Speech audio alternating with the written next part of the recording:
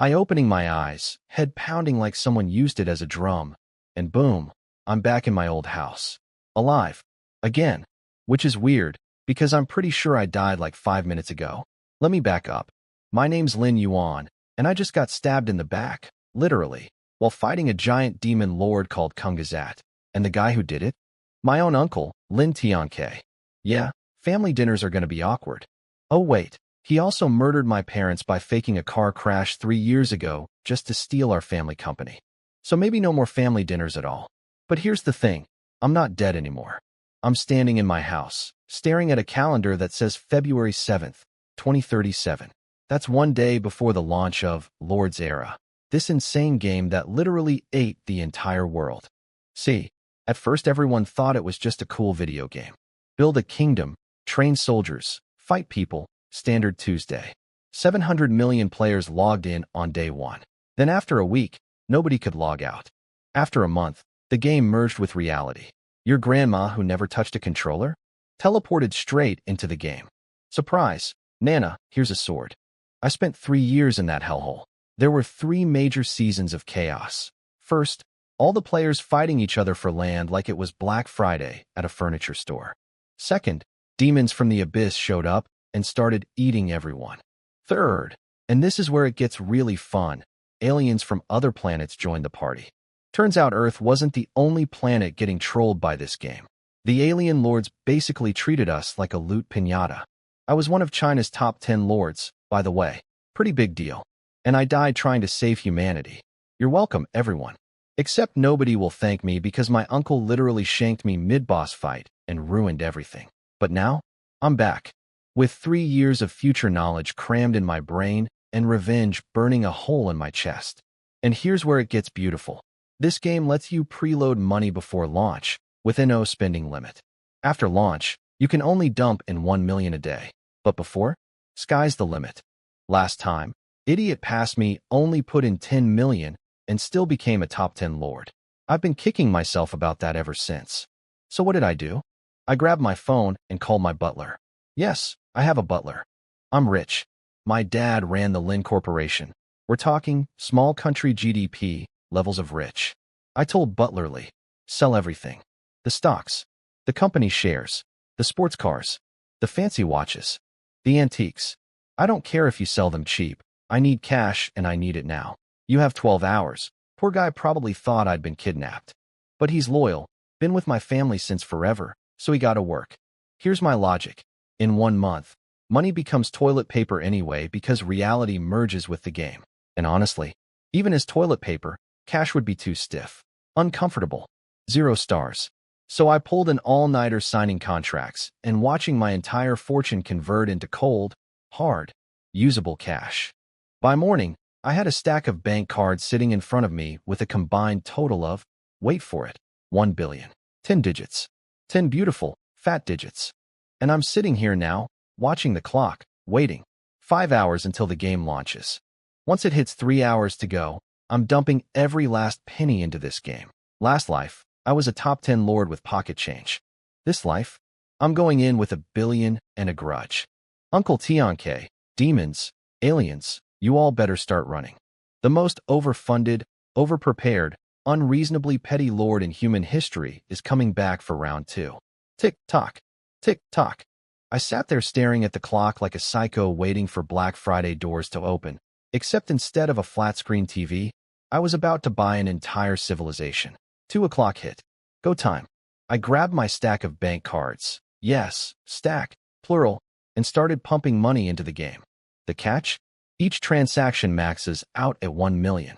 I had 1 billion to deposit. Quick math, that's 1,000 transactions. My fingers were about to run a marathon. This is why I gave myself exactly 3 hours. Not more, not less. See, there's a leaderboard that shows everyone how much you've preloaded, and I didn't want to show my hand too early. Rich people are like sharks. They smell money in the water and start competing just because their ego told them to. Before I started, I peeked at the leaderboard. Number 1 was some Arab guy sitting at 60 million. Respect to the oil money, honestly. 2 Chinese players cracked the top 10, one at 30 million, another at 43 million. Everyone had their names hidden, only showing their nationality. Smart move. I did the same. The comment section was already on fire. People were losing their minds over 60 million like it was the GDP of a small island.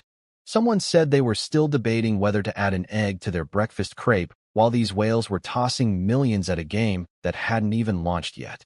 Another guy asked if the rich players' families needed a pet dog because their dog probably eats better than him. Comedy gold. Little did they know, I was about to commit financial violence. I started clicking. Input card number. Input password. 1 million. Confirm. Fingerprint. Done. Next card. Repeat. I became a human printing press. A money depositing robot. My brain shut off and my fingers took over. 1 hour later, 400 million deposited. The comment section exploded. Is that 400 million? Am I reading this right? Who is this person? They're making our whole country proud. That's more than everyone else on the leaderboard combined. The former #1 panicked and topped up to 100 million. Cute. That's like bringing a water pistol to a tsunami. Hour 2, 700 million. The Arab guy pushed to 150 million and then just stopped. I think he decided I was clinically insane and backed off. Smart man. You don't compete with crazy. Now here's something funny. My little spending spree actually created a butterfly effect. In my past life, nobody even broke 50 million in pre-launch deposits. But this time, watching me go absolutely feral with my wallet. Every whale on the leaderboard panic-charged past 50 million just to keep up. Honestly, they should be sending me thank you cards. I basically bullied them into making the best financial decision of their lives. The clock kept ticking. My fingers kept clicking. 4:55 p.m. Final number on screen, 1 billion. 5 minutes before launch. Every single penny, deposited. The comments section had basically flatlined. People weren't even roaring anymore. They were just numb. Like watching someone eat 100 hot dogs and then ask for dessert. There's a point where admiration turns into genuine concern for someone's mental health. And I had blown past that point about 600 million ago. My entire body felt like I'd been through a boxing match. 3 straight hours of rapid-fire card swiping will do that to you.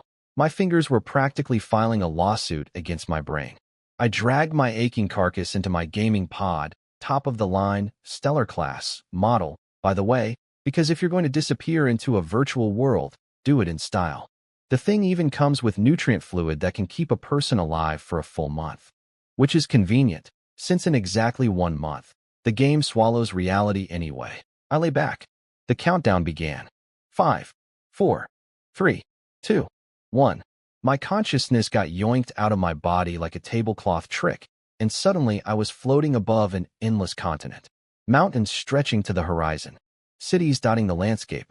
Humans, undead, elves, orcs, demons, all coexisting in the most chaotic neighborhood ever imagined. The eternal continent. Beautiful. Terrifying. Home sweet home. Again. Even seeing it for the second time, I still got chills. Next step, character creation. And if I remember correctly, this is exactly where my billion starts doing the talking. Enter your character name. I thought about it for a second and went with Lin Yuan. Same name as real life. Same name as last life. Call it branding. Call it laziness. Either way, it's iconic. Next up, pick a race. Human, ghost, beast, elf, or demon. Everyone and their mother thinks humans are boring. No flashy powers, no cool horns, no pointy ears. Just people. But here's the thing nobody figures out until way too late. Humans are the ultimate late-game monsters. Slow start, but the growth curve is absolutely disgusting. I've seen the endgame. Humans slap. Trust me. Human, I said, zero hesitation. Then came the fun part, pulling my starter hero. Think of it like a gacha lottery, except your entire future depends on it. White flash of light. Dramatic sound effect. And I got E-rank hero, farmer leader, Kinrak, a farmer. My starter hero is literally a farmer. His only skill is making crops grow 10% better. The community calls him King of the Peasants, and that is not a compliment. I've been reborn with 3 years of future knowledge and $1 billion in the bank, and the universe opens by handing me a guy with a hoe. But no worries. For 10,000 gold, which equals 10,000 real dollars, I can re-roll. For a normal person, that's painful. For me, that's a rounding error. Reroll number 2. E-rank hero, sharpshooter, Clark, garbage. And so began the most expensive slot machine session in human history. C rank, E rank, C rank, B rank. 100 pulls later, 1 million gone, and the best I got was a lousy B rank. My luck wasn't just bad. It was historically, legendarily, comically bad. If bad luck was a sport, I'd be Olympic champion. I refuse to believe I can't pull an A rank, I muttered through clenched teeth. Keep going. Pull 200. Pull 300. Pull 500. Nothing. Then, on pull 537, purple light. My heart nearly jumped out of my chest. A-rank hero, soul of flame, Regressed, finally. After $5 million of pure suffering. Regressed was actually pretty solid. Group fire magic, great for early game farming. Most people would have fallen to their knees and accepted him with tears of joy. But did I pick him? No. No, I did not. Because deep in my memory, there was one hero I actually wanted. A hero I'd seen in my past life. Someone so absurdly powerful that settling for anything less would haunt me forever. So I hit skip on my A-rank fire mage and kept gambling. The universe immediately punished me. 1,000 more pulls without a single A-rank. Not one. The game was basically laughing in my face. I could practically hear the gacha god sipping tea and watching me suffer. Pull 1,891. A-rank, Forest Maiden Leah. Nope. She's an elf specialist, useless for humans. Skip. Pull 2,345. A-rank, Desert Heart Sagat. Meh. Skip. Pull 2,777. A-rank, Imperial Shield Duragang. Worse than Regressed. Skip. Pull 3,444. A-rank, Lady Doom Jinduo. Even worse. Skip. 3,000 pulls deep. Over 30 million spent. I was starting to question my entire life philosophy. Every A-rank hero I pulled was somehow lamer than the last one. It's like the game was intentionally trolling me. Oh, you skipped the fire mage? Here, have this guy whose special move is standing still with a shield. You're welcome. I made myself a promise. The next usable A-rank, I'm taking it. No more being picky. I've already wasted enough time that other players have probably built entire kingdoms while I'm sitting here pressing a button like a lab rat. Pull 4,000. 5,000. Nothing but B ranks and disappointment. I was genuinely about to cry. A grown man, heir to a billion-dollar fortune, almost brought to tears by a cartoon slot machine. Then, pull 5,135. Purple light. A-rank hero, sealed sword. Artoria, I froze. Then I started grinning like an absolute maniac. Artoria, the one I wanted. The one I'd been chasing this whole time through over $50 million worth of rerolls. See, on paper she looks like a regular A-rank. But that's because her weapon is sealed. There's a hidden quest, ridiculously difficult, almost nobody even knows it exists, and if you complete it, her seal breaks. And when that seal breaks, she doesn't go to S rank. She doesn't go to SS rank. She goes straight to SSS rank. The absolute peak. The tippy top. The I am become death, destroyer of leaderboards, tier. 5,000 pulls. 51 million spent. 3 years of future knowledge guiding every decision. Totally worth it. 50 million down the drain on gacha pulls, and I regret nothing. I got Artoria, my future SSS rank queen. Worth every single penny. In my past life, as one of China's top 10 lords, my best hero only reached SS rank. Artoria is going to surpass that. Once I unlock her sealed sword, anyway. But that quest is way too hard for me right now. Baby steps. She knelt before me in shining silver armor, gorgeous face looking up, and said, "My lord, Artoria is at your service, ma'am. I spent 50 million to find you. You better be."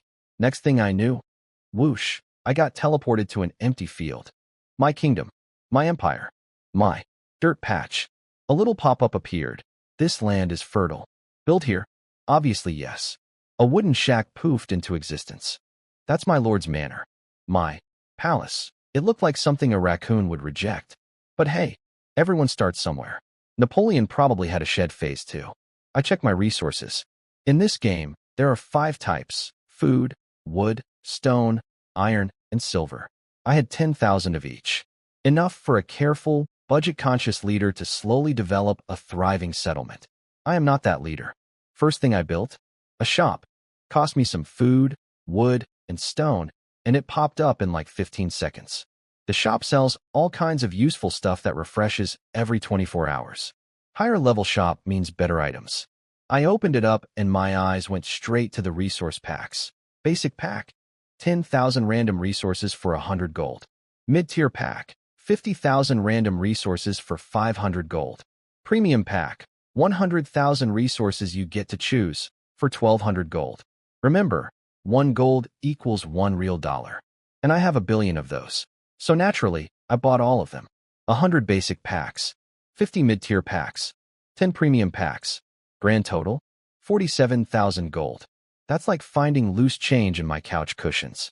I wanted to buy more, but I literally emptied the entire shop. There was nothing left. Cleaned out. I stood there, wallet in hand, desperate to spend money, with nowhere to spend it. Do you know how frustrating it is to be too rich for the store? It's like showing up to an all-you-can-eat buffet, and they ran out of food after your first plate. But wait, there was other stuff too. Worker permits that let me hire extra builders for 3 days, 10,000 gold each. Harvest cards that boost farm output by 20% for a week, 5,000 gold. Experience potions for heroes, about 7,000 gold a pop. And then, sitting there like a diamond in a pile of rocks. Random strategic treasure chest. Opens into equipment ranging from iron tier to gold tier. Price? 150,000 gold per box. See, in this game, strategic treasures are basically gear for heroes. Each hero can equip 5 pieces, and with top-tier equipment, even a B-rank hero can fight in S-rank. Equipment is that important. Did I hesitate? Reader, I did not. I bought 20 chests. 3 million gold, gone in a blink. Shop completely emptied. Again, for the second time in 5 minutes, I had bankrupted an entire store. At this point, the shop probably needed therapy. I couldn't buy anything else until tomorrow's refresh, but by then I'd have leveled the shop up so it stocks even better items. The cycle of spending continues. The rich get richer, and the shop gets emptier. Sometimes having too much money and nowhere to spend it is genuinely painful. First world problems don't even begin to cover it. This is like Zeroth world problems. Anyway, I had 20 treasure chests sitting in my inventory, and Artoria needed a full set of 5 equipment pieces. Time to start unboxing. My future SSS rank hero deserves drip. You can't save the world looking basic. Let's see how many gold tier pieces these 20 boxes can cough up. 20 treasure chests. Let's see what Santa brought me. First box, Golden Light. On the very first pull, after 5,000 hero rerolls of pure misery, the universe apparently decided it owed me one. Out popped the Lionheart King's pendant. Gold tier. Plus 25 strength. Plus 25 agility, and a special skill that buffs all human troops by 15% across the board for 3 minutes. For a human race lord like me, that's not a necklace. That's a cheat code you wear around your neck. Feeling lucky, I ripped through the remaining 19 boxes like a kid on Christmas morning who's been told everything is from the expensive store. Final tally, 8 iron tier pieces of actual garbage, a rusty sword, and a moldy robe. Thanks, really feeling the love. 5 bronze tier items, for silver tier items, and 3 gold tier pieces. Now, gear in this game goes from iron all the way up to mythic across 9 tiers. On day 1, gold tier is basically legendary, and I had 3 of them. I suited up Artoria immediately. 3 gold pieces, the Lionheart pendant, a burning gem, and obsidian battle armor. 2 silver pieces, a frost ring, and a glory shield. Full set. Complete loadout. On launch day, while most players were still figuring out which button opens their inventory, my hero was dressed like she was heading to a final boss fight. This is what a perfect start looks like. Take notes. I couldn't sit still anymore. I left my construction workers with a to-do list and marched Artoria straight into the forest outside my territory. Time to test drive this murder machine. Sure enough, 5 gray wolves came creeping toward us. Tier 1 monsters. Bottom of the food chain. The tutorial enemies that exist purely so new players feel good about themselves. Artoria stepped in front of me. My lord, I'll protect you. Ma'am, those wolves should be the ones asking for protection. I waved my hand casually. Go ahead. Kill them all. She moved so fast, she literally became a blur. One sword swing. 1. And all 5 wolves lost their heads simultaneously. Their bodies hadn't even hit the ground before the loot notifications started flooding my screen. 5 wolves. One slash. Zero effort. It was like sending a tank to squash ants. Let's go deeper, I told her. Why waste time on appetizers? We plowed into the forest like a lawn mower through wet grass. Everything that showed up died. Wolves, goblins, whatever. Nothing lasted more than a swing. In less than 30 minutes, Artoria hit level 4 with stats climbing through the roof. Meanwhile, over on the world chat, everyone else was having a very different experience. Brothers, I pulled a B-rank starter hero. What about you guys? BRO, I reset 20 times and only got a B rank. I'm gonna be sick. 20 resets. That's 200,000. You're loaded. 200,000 is loaded? I reset 1,500 times and got an A rank Water Empress. All hail the whale. And then, the best part. Guys, the wilderness is terrifying. My D rank hero can't even beat the weakest monster. Same. My dwarf warrior got eaten alive by wolves. He respawned, but his loyalty dropped like crazy. Don't talk about it. Us regular players need to train some soldiers before we even think about going outside. I read all of this with the biggest grin on my face. These poor souls were getting bullied by starter wolves while my Artoria was deep in the forest speed-running her way to level 5, wearing gold-tier armor, one-shotting everything with eyes. This life is going to be different. No betrayals. No dying at the finish line. No uncle stabbing me in the back during the final boss fight. This time, I'm writing the story, and it's going to have a much better ending. One more wolf kill, and, ding, Artoria hit level 5. White light, level up, the whole fireworks show. I smiled at her. How you feeling? She blushed. Actually blushed. It's an honor to follow you, my lord. Her loyalty ticked up to 81. Good. See, in this game, loyalty is everything. Above 80, your hero won't betray you. Below 60, they might stab you during a bad day. Above 95, ride or die forever.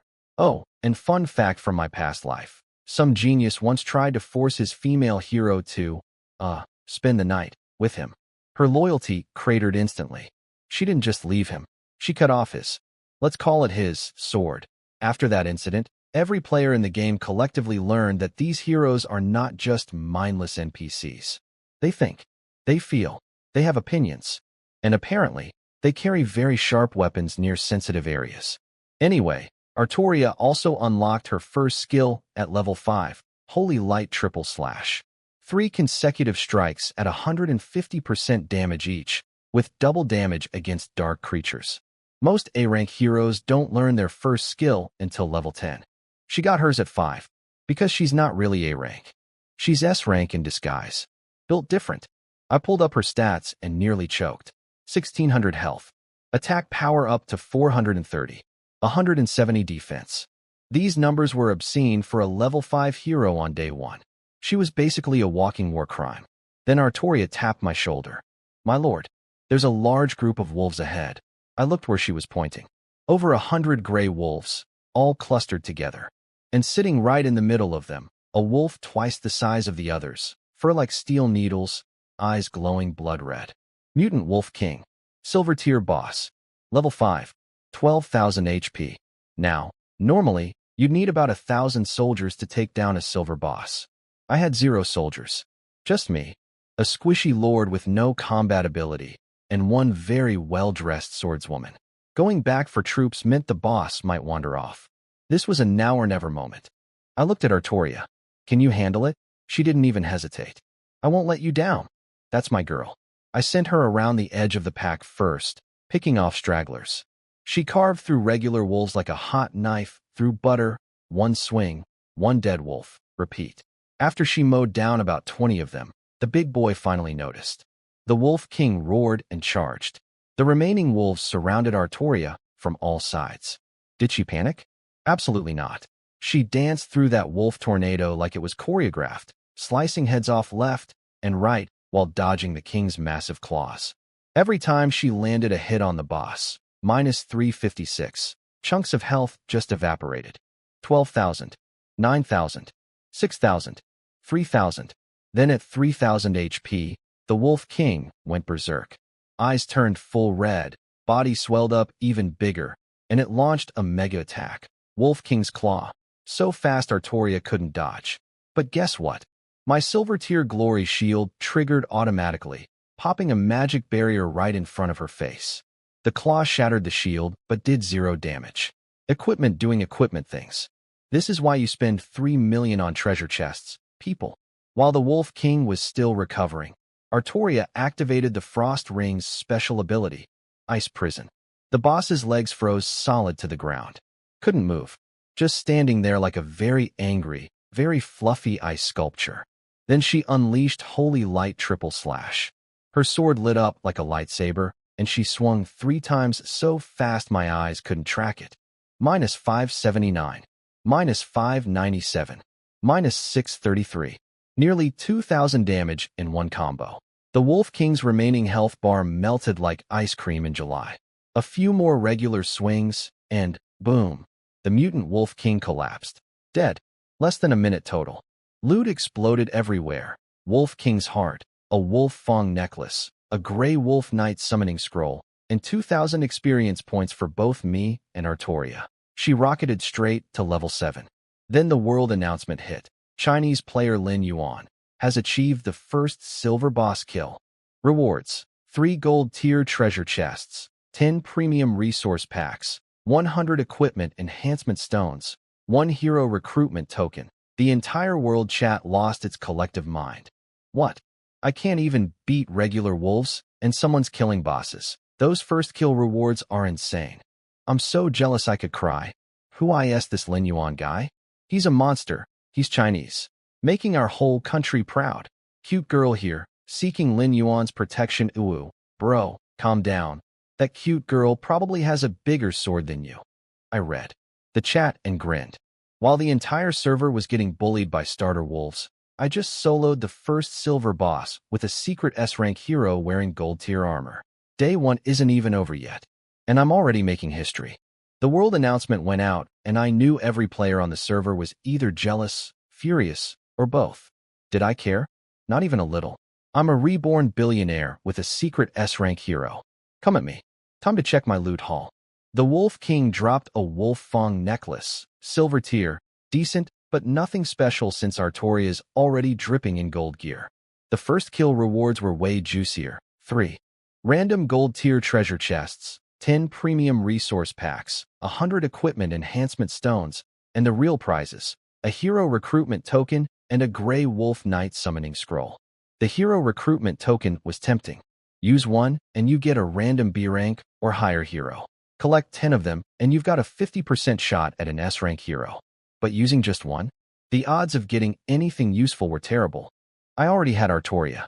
Recruiting some random B rank would be like buying a bicycle when you own a Ferrari. I'll save these tokens and collect the full set. The Wolf Knight scroll, though, used it immediately.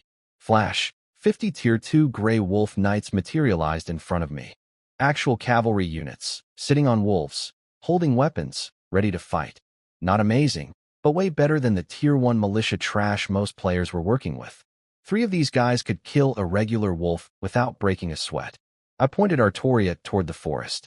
Take these wolf riders and keep hunting. Don't come back until you hit level 10. She dropped to one knee, sword planted in the ground. As you command, my king. Then she stood up and led 50 wolf cavalry into the woods like some kind of medieval action movie poster. Absolutely magnificent. Here's the beautiful thing. Soldiers can't level up from kills, but all their combat experience feeds directly to the hero commanding them. So Artoria basically had 50 little experience farming minions doing bonus damage while she got all the XP credit. It's like having 50 interns do your homework while you collect the diploma. They absolutely demolished that forest.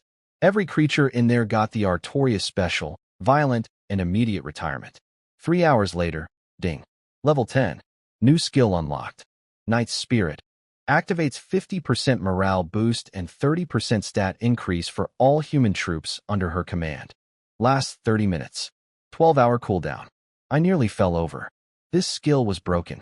Holy Light Triple Slash was great for single targets, sure. But Knight's Spirit buffed my entire army. And since I picked the human race, literally every soldier I'd ever recruit would benefit. Morale boosts mean fewer deserters and more critical hits. Stat boosts mean everything hits harder, moves faster, and dies less. This one skill basically turned Artoria into a walking military steroid. S-rank hero things. You wouldn't understand. All right, that's enough grinding. Let's head back, I told her. Hero levels could wait. Right now, building up my territory was priority number one. When I got home, the construction workers had been busy. My sad little dirt patch now had actual buildings. A farmhouse for recruiting farmers, a militia camp for basic soldiers, and a tavern for recruiting heroes and picking up quests. Spearman and archer camps were still under construction. Once they finished, I could start training Tier 2 troops. Now, I'll be honest, human race early game military is embarrassing. Farmers and militia are basically walking punching bags. Spearmen and archers are slightly better punching bags.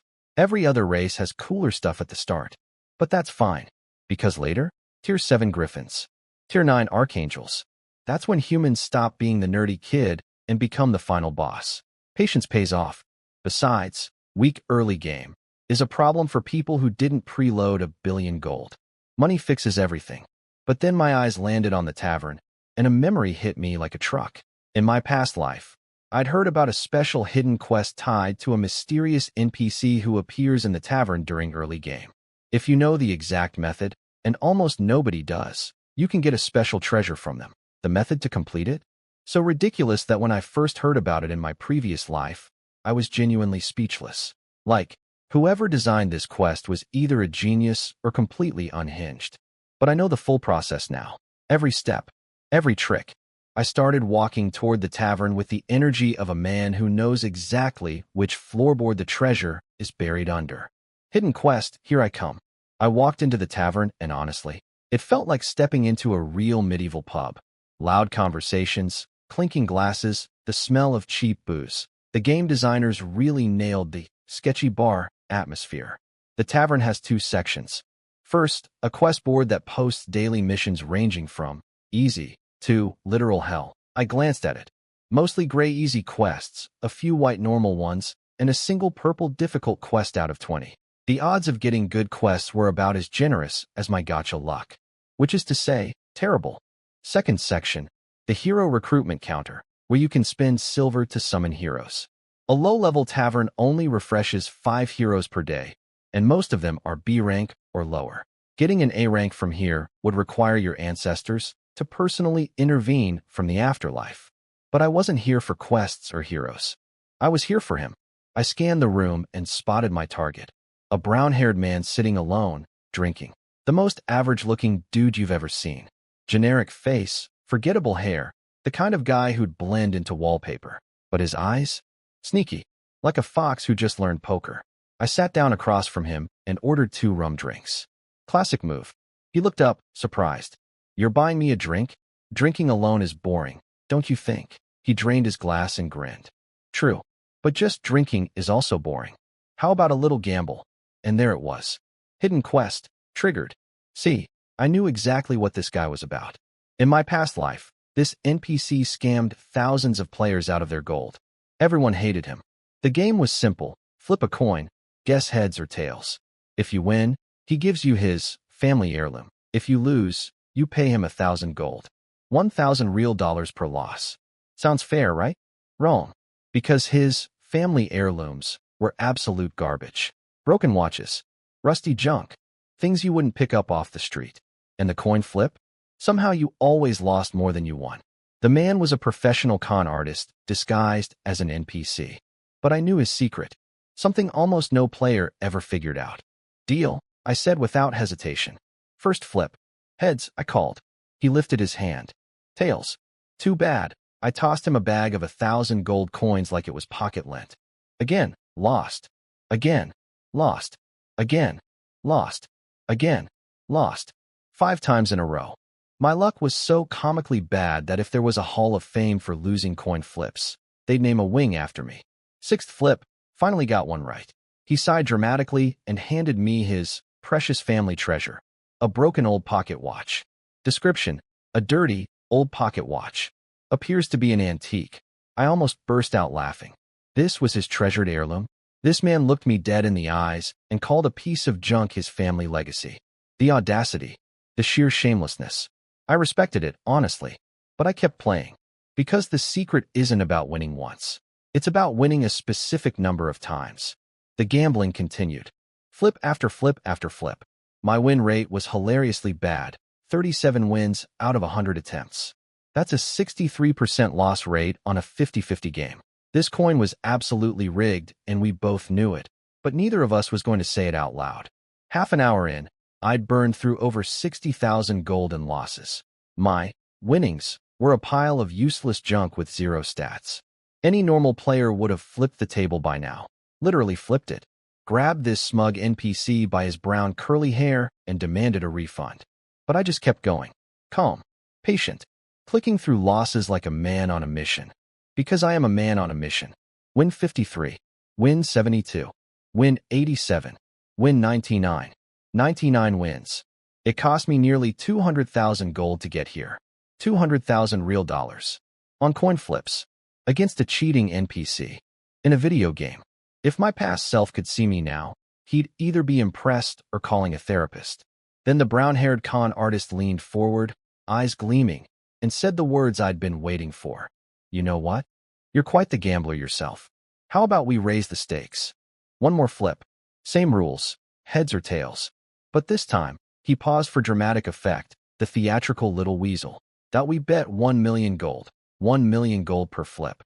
That's a whole apartment in some cities. Gone in 10 seconds on a coin toss. Most players would have heard that number and sprinted out of the tavern so fast they'd leave a cartoon dust cloud. But me? I leaned back and said, sure, first flip at the new stakes. I called heads. It was tails. 1 million, poof. Gone. Second flip. Lost. Third flip. Lost. Fourth, fifth, sixth, all losses. In under 10 minutes, I'd hemorrhaged 10 million gold. This cheating little weasel's magic coin was hitting me with a 100% loss rate. Every single flip landed opposite to whatever I called. The coin wasn't just rigged, it was personally offended by me. But here's the thing. I didn't flinch. Not once. Because I knew his secret. That coin.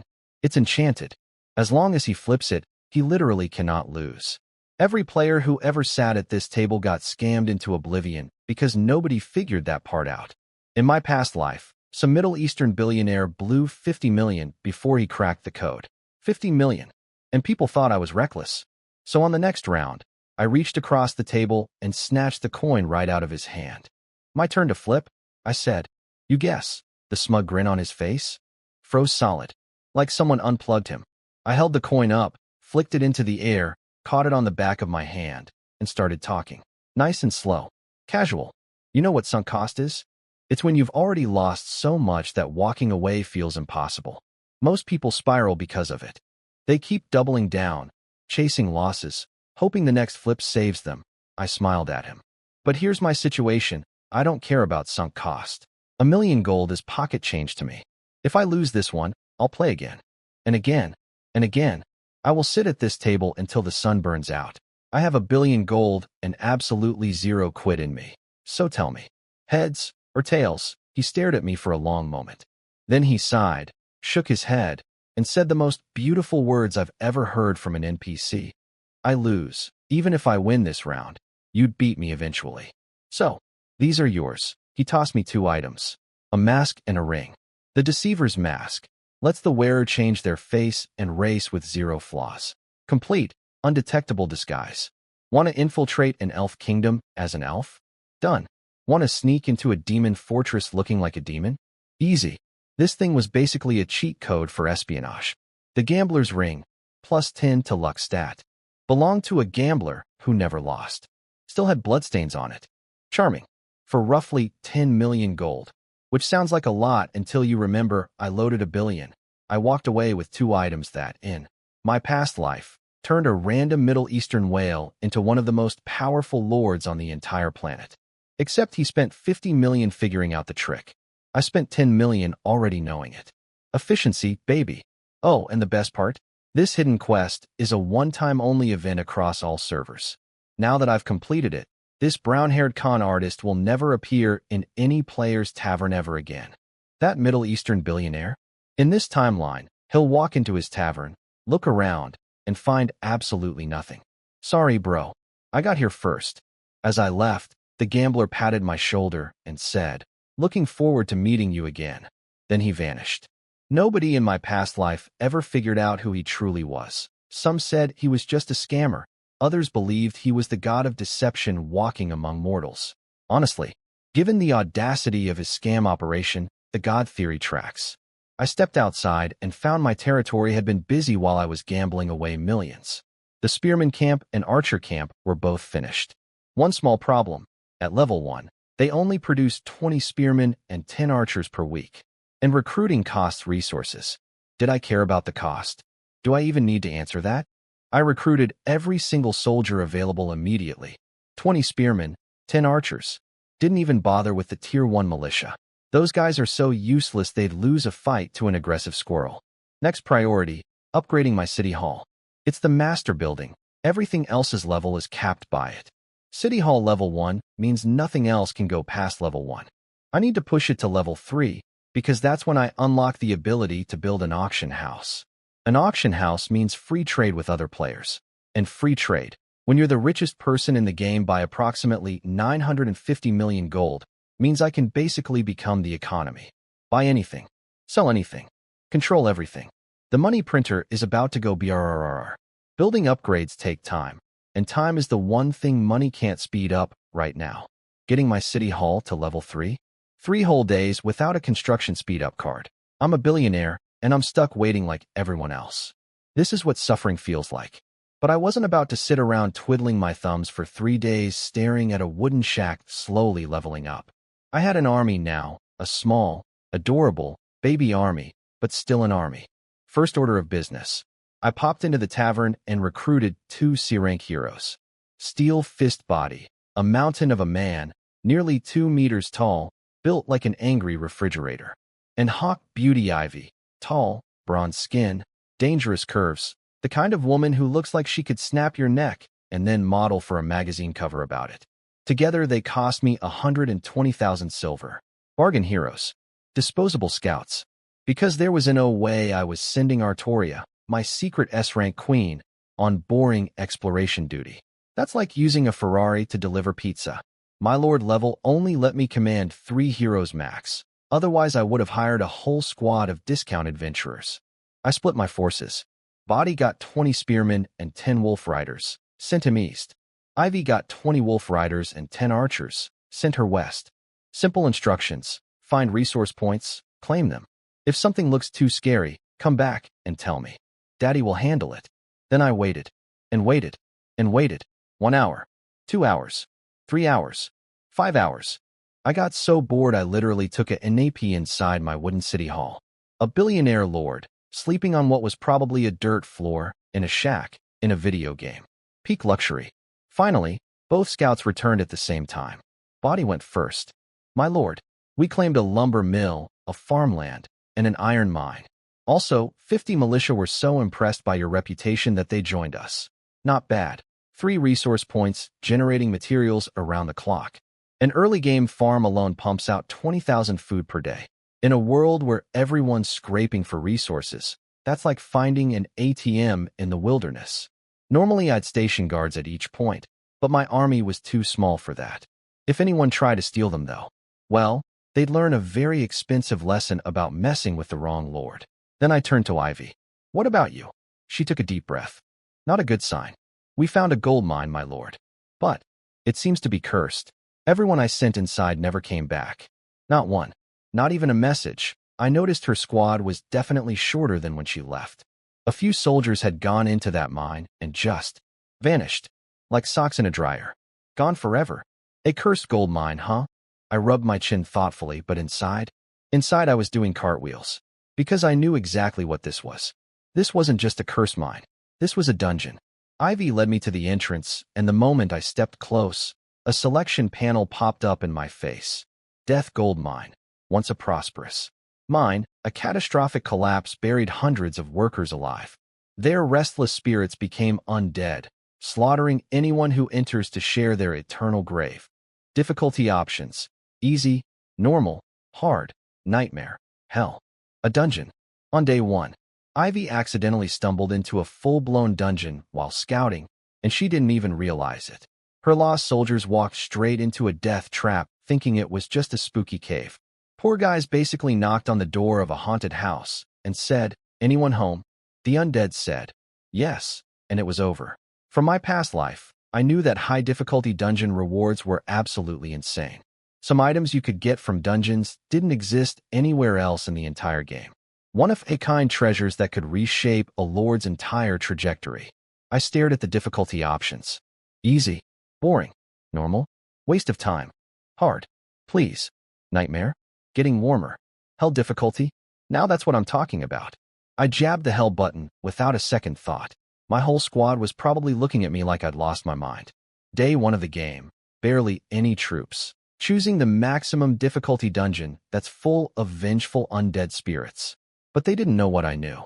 And Artoria's sword, plus my beautiful gold tier equipment set, was about to turn these ghosts into experience points.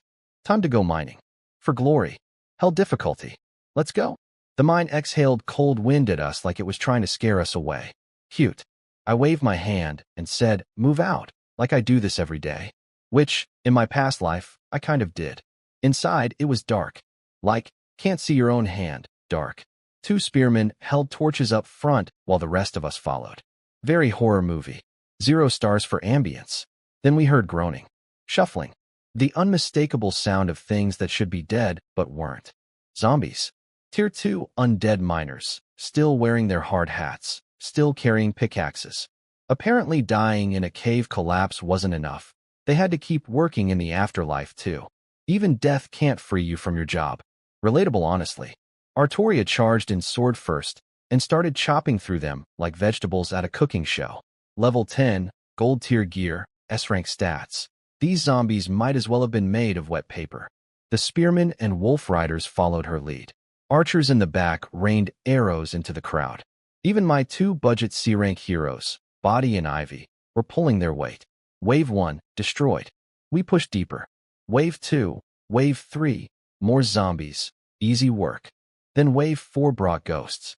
Tier 3 specters that moved terrifyingly fast and had claws that could shred flesh like tissue paper. Several of my wolf riders got torn apart before we adjusted. But ghosts have one fatal flaw. They're made of glass. 2 solid hits, and they pop like soap bubbles. Scary offense, 0 defense. The combat equivalent of a chihuahua with a knife. Did I lose some soldiers? Sure. Did I care? Not really. Soldiers exist to die usefully. That's the job. Lords who get emotionally attached to every single grunt and try to keep everyone alive are the ones who lose wars. I'm not running a daycare. I'm running an empire. Artoria kept doing Artoria things, slicing ghosts mid-air, tanking hits that would have killed anything else, looking impossibly cool while doing it. Without her, my little squad would have been ghost food 3 rooms ago. By wave 5, I figured we were near the end. Beginner dungeons on hell difficulty usually cap at 5 waves before the boss. So whatever was next would be the final fight. We pushed through the last tunnel and emerged into a massive underground cavern. Not a natural cave. This thing had been renovated. Support beams, carved walls, the works. Miners must have discovered it and turned it into some kind of underground hall before they all died horribly. Great interior design. Terrible safety record. Artoria whispered, "Should I scout ahead, my lord?" Nah. I grabbed a random wolf rider and handed him a torch. You go. Sorry, buddy. Better you than my S-rank queen. The wolf rider charged in, torch blazing, and the firelight revealed what was waiting inside. My stomach dropped. The entire hall was packed wall to wall with skeletons, zombies, and ghosts. Hundreds of them. Maybe thousands. An undead army just standing there in the dark, waiting for someone dumb enough to walk in. And in the center of it all, a dragon. A skeletal dragon. No flesh. No skin. Just enormous white bones assembled into the shape of a nightmare. A tier 9 skeleton dragon. One of the highest level undead creatures in the entire game. For context, my best hero is level 10. My troops are tier 2. A tier 9 dragon is the kind of thing that in-game players form raid parties to fight. It could sneeze and accidentally wipe my entire army. Even Artoria, my secret weapon, my gold-geared queen, had absolutely 0 chance against that thing. It would swat her like a bug. My face went dark. This was not what I expected from a beginner dungeon. Hell difficulty really meant hell. But then, just as I was calculating how fast we could run, my eye caught something in the corner of the cavern. A chest. Pitch black. Radiating an aura of death. Sitting right there. In the corner, behind an army of undead and a dragon made of bones. Of course, the treasure was in the most suicidal location possible. Why would it be easy? Why would anything in this game ever be easy? I stared at the chest. The chest stared back.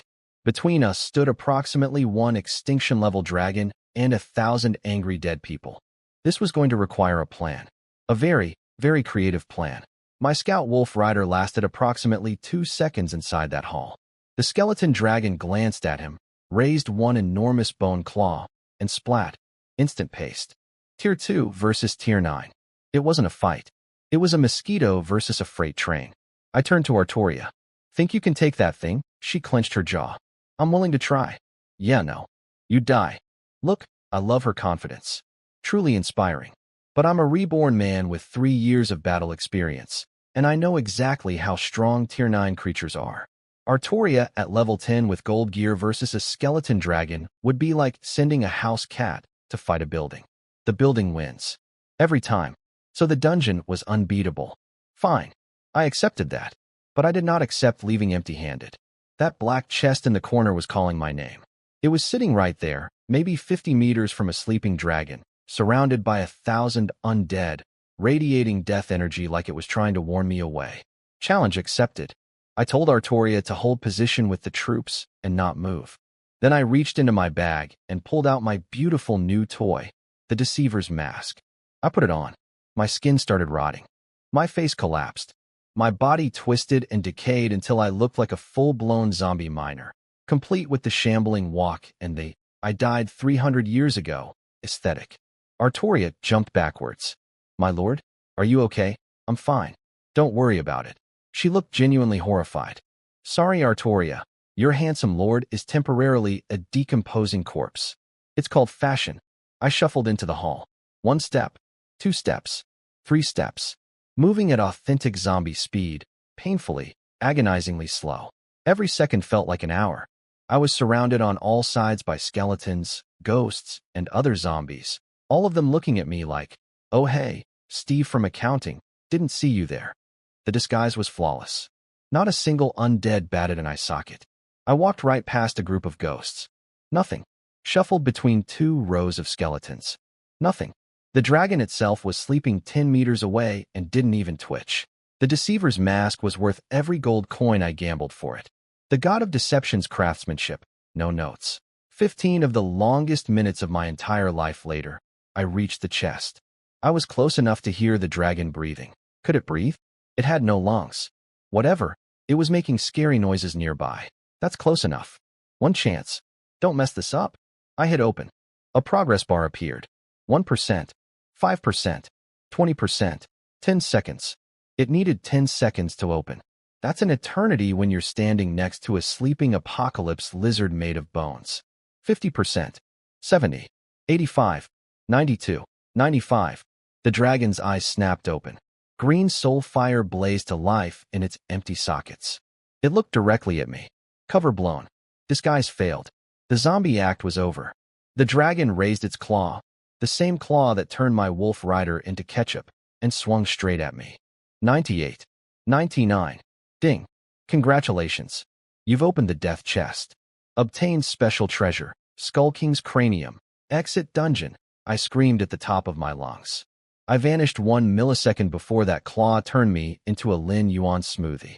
Poofed right out of existence and reappeared outside the mine, gasping for air, heart pounding like a drum solo.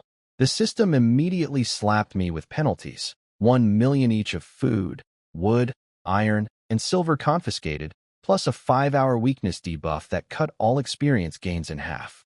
The dungeon officially counted as a failure. Did I care? Absolutely not. Because clutched in my inventory was the prize. The Skull King's cranium. A jet black skull covered in dark runes. Effect. When the wearer's army kills enemies, 10% of those enemies resurrect as Tier 1 skeleton soldiers under your command. And you can merge skeletons together to upgrade them through 9 evolution stages, from basic skeleton soldier all the way up to skeleton emperor, plus a 30% stat bonus to all skeleton units. I stared at the description and my brain nearly short-circuited. I remembered this item now. In my past life, this thing belonged to a North American lord called Black Hill. The guy was known as the Skeleton Emperor, one of North America's top 10 lords, because his entire army was nothing but skeletons. Every battle he fought, his army got bigger. Kill 1,000 enemies, gain 100 skeletons. Merge those into stronger skeletons. Repeat forever. His high-tier skeletons could apparently gang up on Tier 9 creatures and win. Everyone wondered how he did it. Now I knew. This skull was his secret weapon the entire time. And now it was mine. Sure, I'm a human race lord, not undead. But that doesn't matter one bit. Every war I fight from now on feeds my skeleton collection. Kill enemies, harvest skeletons, merge them stronger, repeat. I'm basically building a free secondary army that grows every time I win a battle. It's a snowball that never stops rolling.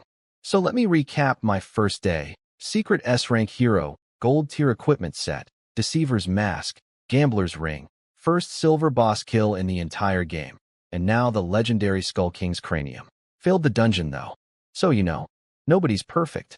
Dungeons have a daily limit. 3 entries for basic ones. But with my weakness debuff cutting all experience in half for 5 hours, rushing back in would be stupid. So instead, grinding time. I took Artoria and the squad back into the forest to farm wolves. Boring? Yes. Productive? Extremely. Because now I had the Skull King's cranium, which meant every dead wolf had a 10% chance of spawning a skeleton soldier for my army. Kill wolves, get free troops.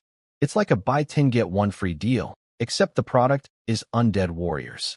6 hours of wolf genocide later. Artoria leveled up to 12, and I'd collected 160 skeleton soldiers. I lined them all up and looked at my new recruits. 160 bony boys standing at attention. Tier 1 trash. A spearman could sneeze and kill 5 of them.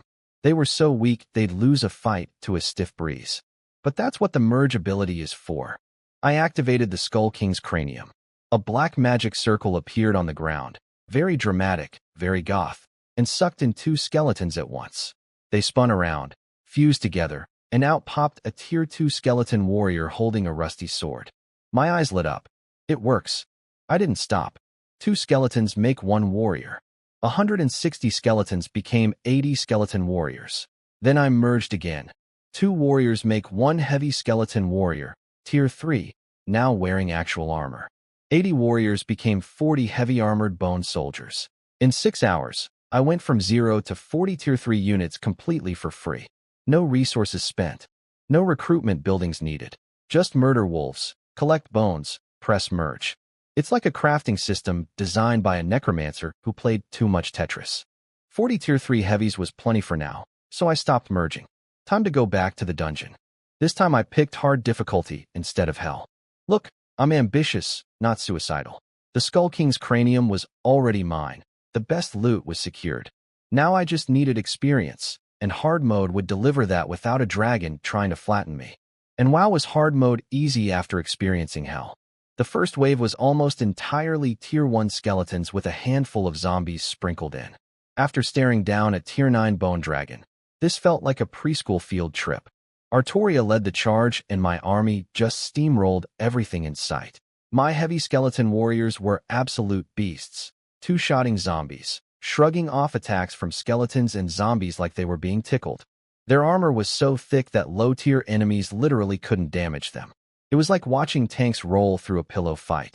The only threats were the occasional Tier 3 ghosts, but Artoria handled those personally. 1/ each. Done. Next. I even picked up more skeleton conversions along the way, so my army was actually growing as we pushed through the dungeon. I entered with a certain number of troops and came out with more. This dungeon was basically a shopping trip where I got paid to shop. We reached the final boss room. Instead of a terrifying skeleton dragon, we got a Tier 5 Dark Priest, 10 ghosts, 20 zombies, and a bunch of basic skeletons. I almost laughed. After hell mode, this was like the game apologizing for earlier. Heavy skeleton warriors, go, I said casually. 50-something armored bone soldiers marched forward like a wall of death. The skeletons and zombies in their path didn't stand a chance. They got cut down before they could even swing. It was less of a battle and more of a parade with swords. The ghosts tried to be heroes. 2 of them blitzed a heavy skeleton warrior and actually ripped through his armor, tearing him apart. Okay, respect. But Artoria was not having it. She activated Holy Light triple slash, 3 blazing sword strikes, and deleted those ghosts from existence. Each swing took out 1 ghost with pinpoint accuracy. She was basically playing Whack-A-Ghost and winning. The Dark Priest finally panicked and started casting. "O God of Death, punish these foolish mortals." The ground turned into a black swamp. Dark marsh, slowing everyone down and cutting stats by 10 to 20%. Annoying, but not game-changing. Artoria, kill him. She popped Knight's Spirit. Instant 50% morale boost and 30% stat buff for all human troops. My spearmen and archers went into overdrive. Sadly, the skeleton warriors and wolf riders weren't human units, so they missed the buff. Mental note: recruit a proper undead class hero to lead my skeleton army someday. Synergy matters. Artoria, Body, and Ivy surrounded the Dark Priest. Arrows rained from behind. His health bar melted like chocolate in a microwave. 2 minutes. Dead. Exploded into black mist, screaming something about us never escaping. Buddy, I literally have an exit button. Dungeon clear. Rewards: 3,000 Lord XP, 3,000 Hero XP, another Hero recruitment token. That makes 2 now. 8 more for a shot at an S-rank hero. 50 mid-tier resource packs, and 2 random silver-tier treasure chests. Not as flashy as the Hell Mode skull. But hey, free stuff is free stuff. And I still had 2 more dungeon entries today. The skeleton snowball was rolling. The experience was flowing. And my army was getting bigger with every fight. Day 1 wasn't even over yet, and I was already building an empire. Hard mode rewards were nice. Nightmare mode rewards were delicious. After stomping through hard difficulty like it owed me money, I still had 1 dungeon entry left. My skeleton army had grown to nearly 70 heavy skeleton warriors, and with the Skull King's cranium turning every kill into free recruits, I was basically an army factory on legs. So naturally, I cranked it up to Nightmare. Same dungeon layout, 4 or 5 waves of grunts, then the big bad. But this time the boss was a tier 6 ghost eye spider surrounded by a rainbow of smaller spiders. Black ones that hit like trucks, green ones with poison attacks, red ones that explode when they get close, walking spider bombs, essentially, and white ones that spit webs to glue you in place. A real variety pack of nightmares. Lost about half my skeleton warriors in the fight, but Artoria carved through the spider army and put the boss down with Holy Light triple slash. 6 legs, 8 eyes, 0 chance. Dungeon clear. Rewards: 7,000 Lord and Hero XP, 2 Hero recruitment tokens. I'm up to 4 now. 150 mid-tier resource packs and 2 gold-tier treasure chests. Massive upgrade from hard mode. But then the world announcement hit again. Chinese player Lin Yuan. First Lord 2 clear, nightmare difficulty dungeon. Death gold mine. Bonus rewards: a platinum tier treasure chest, 20 premium resource packs, a Hero XP storage jar, and 2 more recruitment tokens. The chat went nuclear. Again, he cleared nightmare? I can't even beat normal. I spent 40,000 and I'm still getting wrecked by field mobs. I haven't even found a dungeon yet. A platinum treasure chest? That's not fair. That's so not fair. Meanwhile, I was already ripping open that platinum chest like it was Christmas morning. Out came the Dawn Sword. Platinum quality. Plus 75 strength, 45 agility, 20 constitution. All human troops get 10% stat bonus. And an active skill called Dawn Battle. 30% attack speed, 20% crit rate, 10% lifesteal for all melee units for 15 minutes. This weapon was stupid good. I handed it to Artoria immediately. This is yours now. Her eyes sparkled. Thank you, my lord. Loyalty up to 82. She liked presents. Noted. Will continue bribing my way to maximum loyalty. Her new stat sheet was absolutely terrifying. Level 14. 2400 HP. Attack up to 560. Defense at 210. She was already a monster before. Now she was a monster wearing a platinum weapon.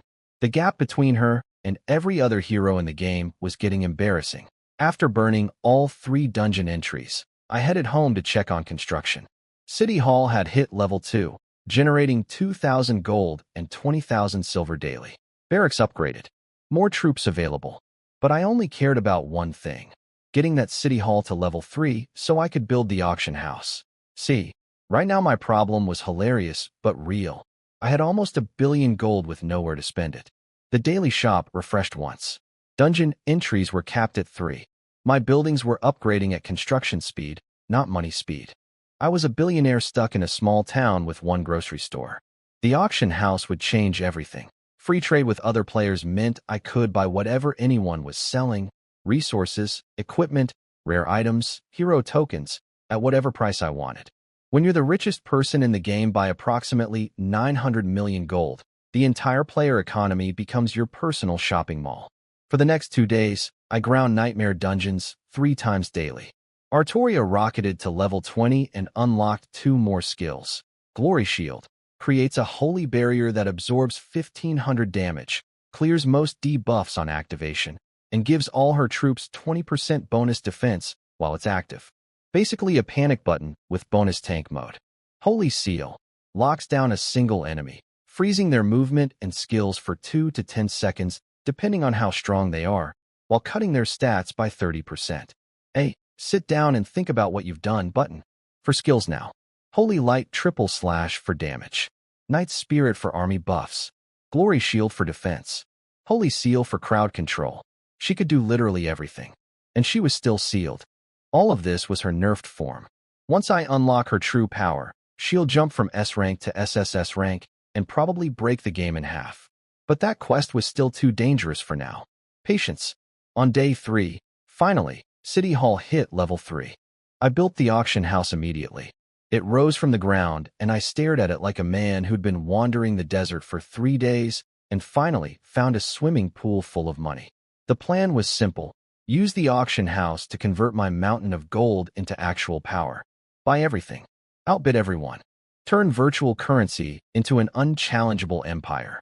Phase 2 of world domination was officially beginning.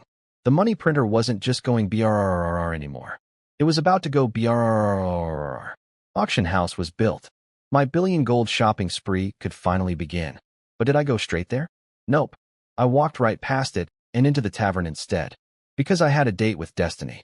And Destiny's name was Erichi, a weirdo alchemist who was about to give me the most annoying quest chain in the entire game. I slapped 10 gold coins on the bar. Hey barkeep, heard there's a strange alchemist who comes around here. Ring any bells? The bartender pocketed my coins faster than a magician and grinned. Oh, you mean Erichi?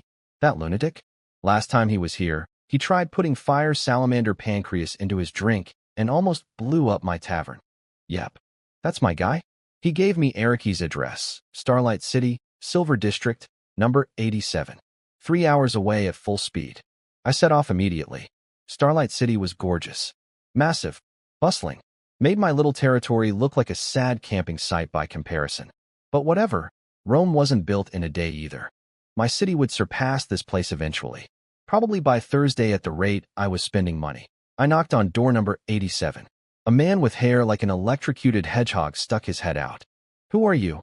Mr. Erichi. I'm here specifically to visit you. I've heard you're a brilliant alchemist. Flattery. The universal skeleton key. He got all bashful. Oh, brilliant is too strong a word. I'm merely scratching the surface of alchemy. Then he mentioned he needed some special monster materials collected. Bingo. Quest accepted. Erichi's commission.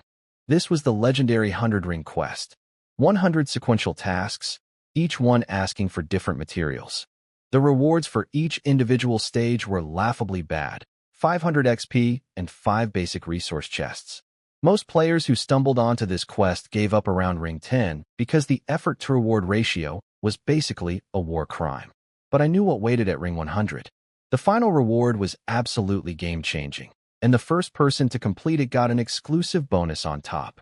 Ring 1, 50 Grey Wolf Hearts. I had literally thousands of those from my wolf-murdering hobby. Turned in instantly. Ring 2, Poison Spider Venom Sacs. Had those too, courtesy of the Nightmare Dungeon Spider Boss. Done. Ring 3, 200 Blacktail Snake Scales. Didn't have those. But guess what I did have? The auction house. And a billion gold. I opened the auction house from wherever I was standing. Once you build it, you can access it anywhere, which is incredibly convenient, and found players selling snake scales for about 100 to 150 gold each. 200 scales cost me maybe 20 to 30,000 gold. Pocket change. Purchased. Delivered. Next.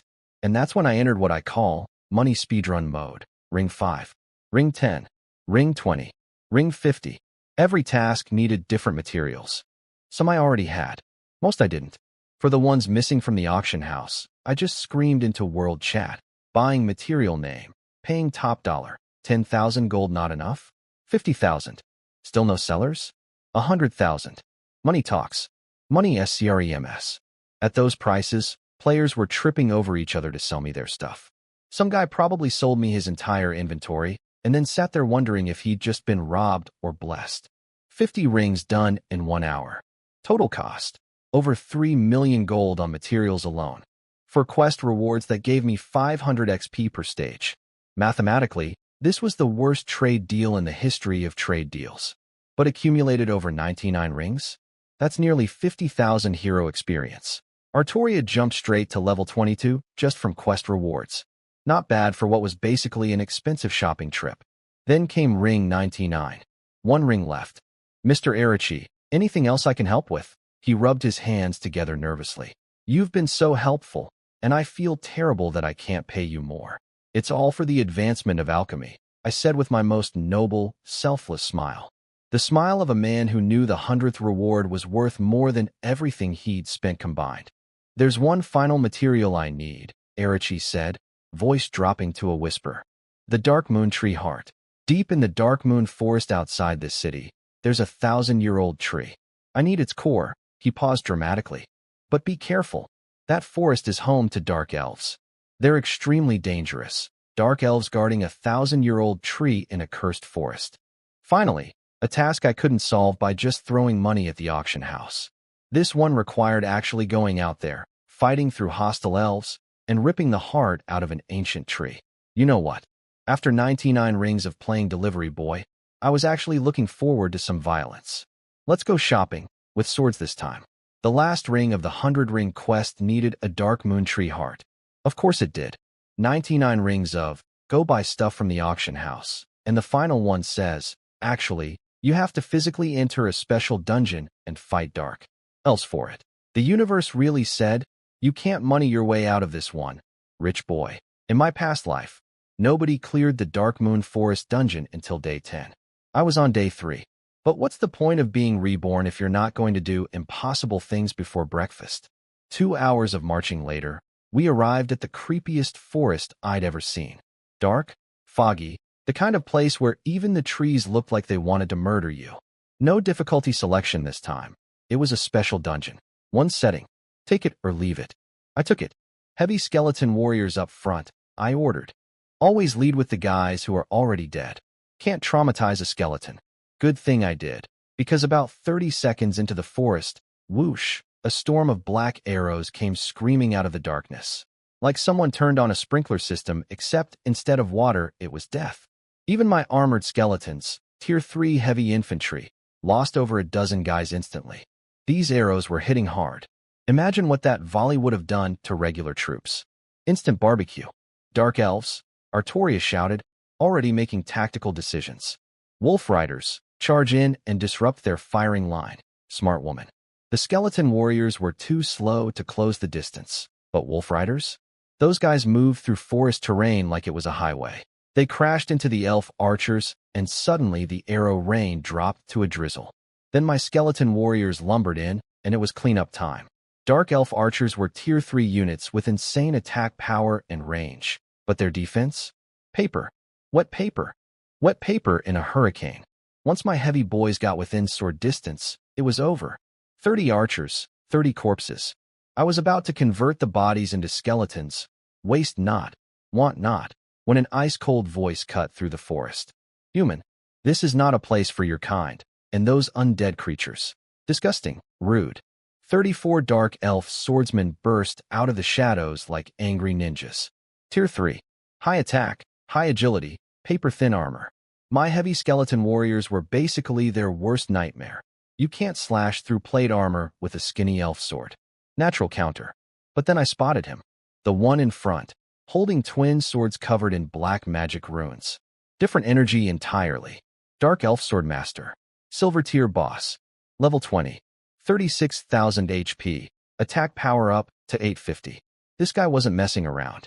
He dove straight into my formation like a blender set to maximum.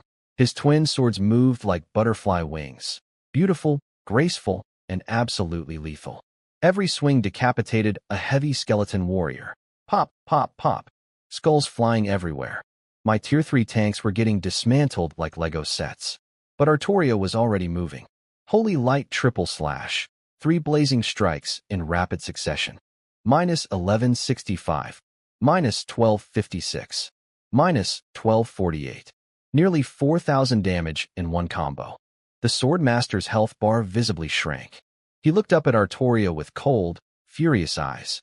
You dare stand in my way? Then he activated his skill, Dark Sword Dance. His twin blades started spinning at impossible speed, creating what was basically a tornado made entirely of sharp metal. A whirlwind of death heading straight for Artoria. I could feel the wind pressure from where I was standing. This was not a small attack. But Artoria didn't try to block it. She didn't try to dodge. She jumped backwards, raised her sword high above her head, and spoke in the most epic voice I'd ever heard from anyone, real or digital, in the name of justice. I shall seal Ti. Her blade erupted with blinding white light. A massive 6-pointed holy magic circle materialized right under the Swordmaster's feet. His Dark Sword Dance. Cancelled. Mid-swing. Just stopped. His movement? Frozen. Completely locked in place. He couldn't even blink. Holy seal. My girl just hit him with the sit down, shut up, and think about your life choices button. The most overpowered crowd control skill in her arsenal, used at the perfect moment to interrupt his strongest attack.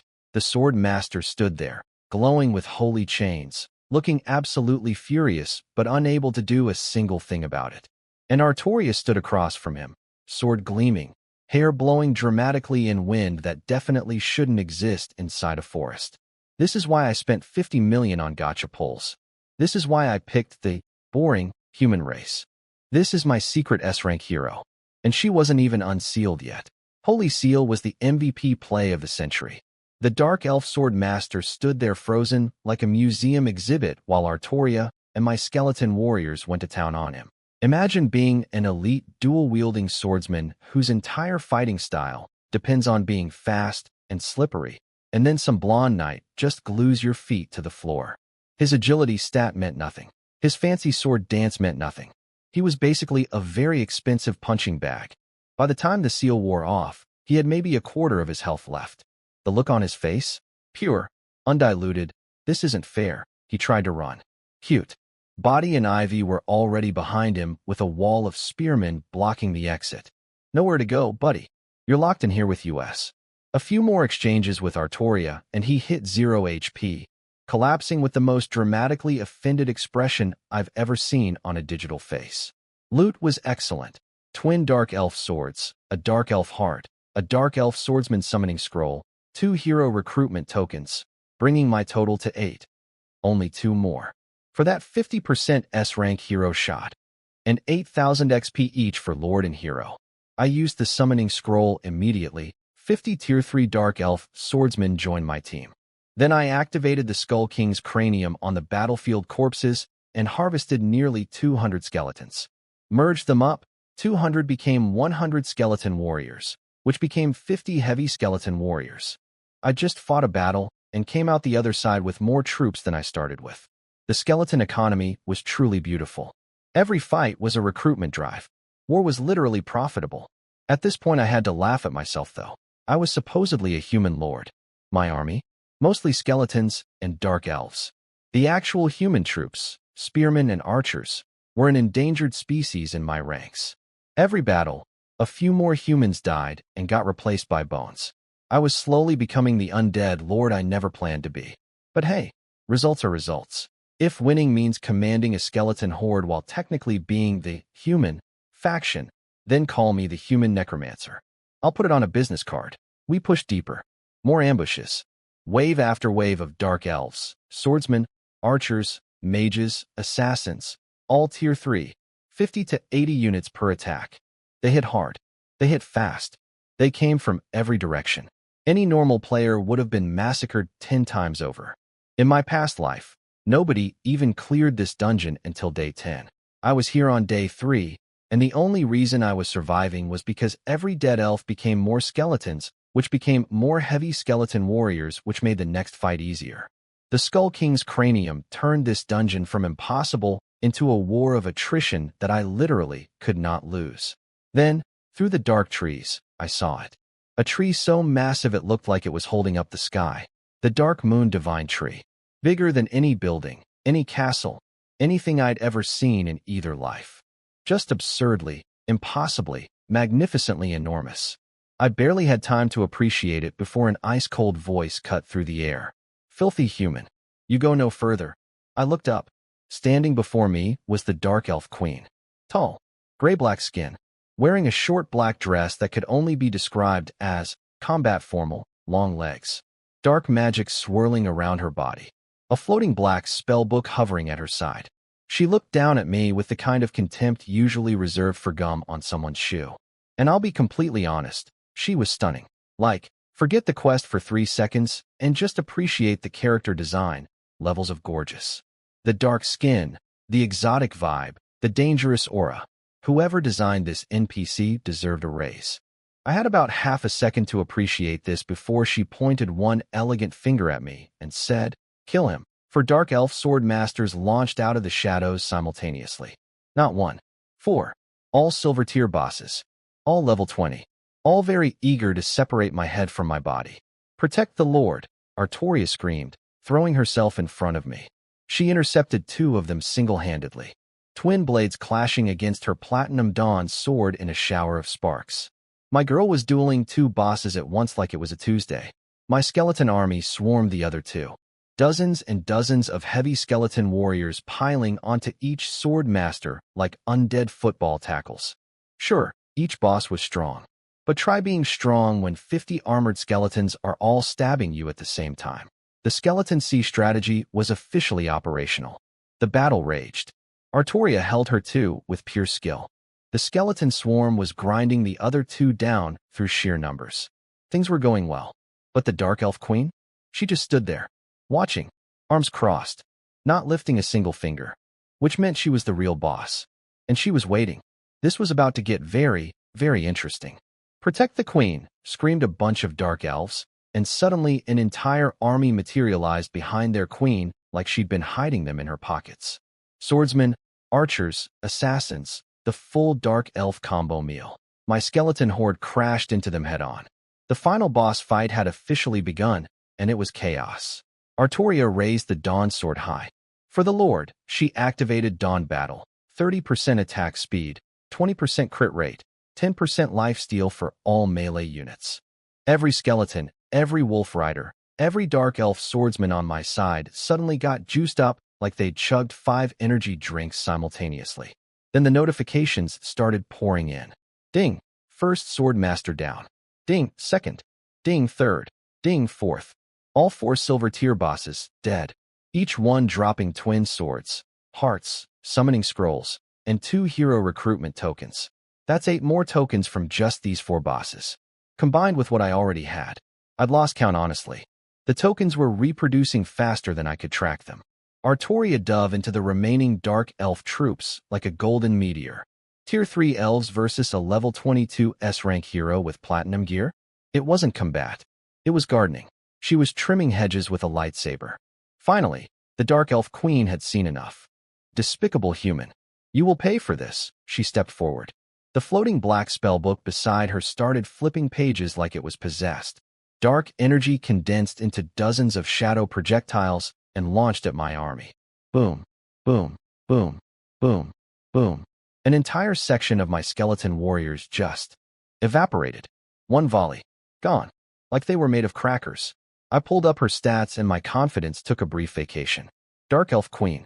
Platinum tier boss. Level 25. 100,000 HP. Magic attack up to 1650. For skills including something called Dark Life Drain, which sounded absolutely terrifying. 100,000 health points. For perspective, the silver bosses had 36,000. This woman had nearly 3 times that. And her magic damage was hitting harder than anything I'd faced so far. But she was a mage. And mages have one universal weakness across every game ever made. They're made of tissue paper. Low defense. Low health relative to their damage. If you can get close and stay close, they crumble. The problem was getting close when she was deleting my troops in bulk. Time to go all in. I ripped open all 4 Dark Elf Swordsman summoning scrolls that I'd just gotten from the Dead Sword Masters. 200 fresh Tier 3 Dark Elf Swordsmen spawned onto the battlefield instantly. The queen looked at her own kin fighting for me and absolutely lost it. You dare betray me for a human? You are a disgrace to our race, ma'am. I'm not sure they had a choice. I used a magic scroll. This is a labor dispute you'll have to take up with the summoning system. Her rage translated into more firepower. The spell book exploded with dark energy that formed into floating blades, shadow sides that sliced through the air, cutting heavy skeleton warriors clean in half. She was literally mowing down my troops with magic swords. Artoria activated Glory Shield, 1500 damage absorption, debuff cleanse, and 20% defense buff for all troops. Combined with Dawn Battle's buffs, my surviving units were now running on double steroids. Artoria charged straight through the Queen's magic barrage, shield-absorbing hits, and landed Holy Light triple/point blank. -1648. -1754. -1654. Nearly 5,000 damage in one combo. The Queen's health bar actually visibly moved. Low defense was her Achilles heel, and Artoria just kicked it hard. My archers joined in from the back, each arrow doing only 100 or 200 damage individually, but 10 archers firing together added up fast. Death by 1,000 tiny cuts. The battle became a war of attrition. Artoria weaving around the Queen's attacks, landing combos whenever she could. Skeleton warriors charging in as meat shields. Well, bone shields, soaking damage so Artoria could reposition. Every dead elf and skeleton on the ground became raw material for more skeletons. 90% health. 75. 45. The Queen's HP was draining steadily. I should have been celebrating, but I wasn't. Because I've been a gamer long enough, in 2 lifetimes, to know one universal truth. A boss below 20% health is the most dangerous thing in any game. Sure enough, the moment her health dipped below 20%, everything changed. Her body levitated off the ground. Dark energy erupted around her like black flames, swirling and writhing. The spellbook orbited her like a dark satellite. Her expression went from angry to cold. Imperial. The look of someone who just stopped playing around. She looked down at all of us. My skeleton army, my elf converts, my archers, Artoria, me, like we were insects. Then she spoke, calm and deadly. Those who desecrate this sacred place receive the Dark Moon's punishment, Dark Life Drain. Every single alarm in my reborn brain went off simultaneously. Whatever was coming next was going to be very bad. Dark Life Drain was exactly as horrible as it sounded. Hundreds of black energy threads shot out from the Queen in every direction, latching onto my troops like evil puppet strings. I watched one thread connect to a spearman and, I kid you not, the guy shriveled up into a dried husk in about 2 seconds. Just drained, like a juice box being squeezed by a toddler. And the Queen's health bar started going back up. She was eating my army to heal herself. Every soldier she drained meant more HP for her. If I hesitated, if I pulled back to regroup, she'd just keep snacking on my troops until she was back to full health, and we'd have to start all over again. No, absolutely not. We did not fight through an entire forest of dark elves just to let the final boss hit the reset button. Everyone focus her down, I shouted. Don't let her recover. Artoria charged in first. Black threads were draining her life force too, but did she care? Did she even flinch? No. She ran straight at the Queen like the threads were mildly inconvenient mosquitoes. My skeleton army followed. Fearless. Obviously, they're skeletons. Fear requires a brain, and they're fresh out. They swarmed the Queen from every angle, hacking away with everything they had. The math was simple. She was healing, but we were dealing damage faster than she could drain. Her health bar kept dropping, slowly but surely. 90% recovery became 80, then 60, then 40. The key was commitment. Total, all in, burn the boat's commitment. If I'd gotten scared and retreated, she would have healed up and we'd have been toast. Sometimes the only winning move is to charge directly into the scary thing and hit it until it stops being scary. Then Artoria found her opening. She lunged forward, drove her sword straight through the Queen's chest, and pinned her there like a butterfly in a collection. The Queen's last sliver of health vanished. I couldn't. Protect you. My people. She collapsed to her knees. Dead. Beautiful even in defeat, which felt weirdly unfair. Then the loot explosion happened, and I forgot all about aesthetics. Platinum strategic treasure, Dark Moon Heart. The Queen's personal spellbook. 12 summoning scrolls, 4 swordsmen, for archers, for assassins. That's 600 tier 3 units just sitting in my inventory. 5 hero recruitment tokens. And 38,000 experience points. My jaw actually dropped. The losses I'd taken during the fight instantly compensated. 600 fresh troops replaced everything I'd lost, and then some. But wait. The world announcements started rolling in like a double feature. Announcement 1. Chinese Lord Lin Yuan becomes the first player to kill a platinum tier boss. Rewards: 2 platinum treasure chests, 150 premium resource packs, 300 enhancement stones, 5 hero recruitment tokens. Announcement 2. Chinese Lord Lin Yuan becomes the first player to clear the Dark Moon Forest dungeon. Rewards: Dark Elf Queen recruitment token, 100 premium resource packs, 10 high-tier hero XP books. The chat channel had a collective aneurysm. Again? The world announcements are just his personal blog at this point. It's been 3 days, and he's killing platinum bosses? Are we playing the same game? Those rewards are insane. A recruitment token for the Dark Elf Queen herself? I'm taking my militia to go clear a dungeon right now. Bro, your militia can barely clear a farm. Sit down. Now, the platinum treasure chests were nice, but honestly, just temporary power. What really made my heart race was the Dark Elf Queen recruitment token. Use it, and the Queen herself, S-rank hero, would appear in my tavern for 24 hours, available for recruitment. A second S-rank hero. On day 3, most lords would spend months praying for even one S-rank. I was about to have 2. Artoria and the Dark Elf Queen. The Holy Knight and the Dark Sorceress. Together. On the same team. Working for me. The character designers at this game company deserved every penny of their salary. But first, I had unfinished business. I walked up to the massive Dark Moon Divine tree, borrowed Artoria's sword. The sealed one was insanely sharp, and carved my way into the trunk until I found it. A glowing fruit-shaped core radiating soft moonlight. The Dark Moon Tree Heart. Absolutely gorgeous. The tree had multiple hearts inside it, so taking one wouldn't kill it. I'm a conqueror, not a deforester. I have some standards. 1 hour of speed marching later, I was back at Eriki's door in Starlight City, knocking with one hand and holding a glowing tree heart in the other. Mr. Eriki, I brought your Dark Moon Tree Heart. 99 rings of fetch quests. 3 million gold in material purchases. 1 impossible dungeon cleared a full week ahead of schedule. 1 platinum boss killed. 1 queen defeated. All for this one nerdy alchemist and his weird experiments. This final reward better be spectacular. Eriki nearly cried when I handed him the Dark Moon Tree Heart. The man was shaking with excitement like a chihuahua who just discovered coffee. You actually got it, he sputtered. I need 3 days to complete my experiment. Come back then, and I promise the reward will be worth it. 3 days. Fine. I've waited longer for pizza delivery. I headed straight back to my territory because I had something way more exciting to do. Recruit my brand new S-rank waifu. I burst into the tavern, yanked out the Dark Elf Queen recruitment token, and slammed it down. Her name appeared on the recruitment list immediately. Price of admission, 20 hero recruitment tokens. 20. I stared at that number like it had personally insulted my family. 20 tokens to recruit 1 hero? That's highway robbery. That's not a recruitment fee, that's a ransom. Most players would see that number and sob into their keyboards. Where would you even get 20 tokens this early in the game? I checked my inventory. 14 tokens. 6 short. No problem. Open the auction house.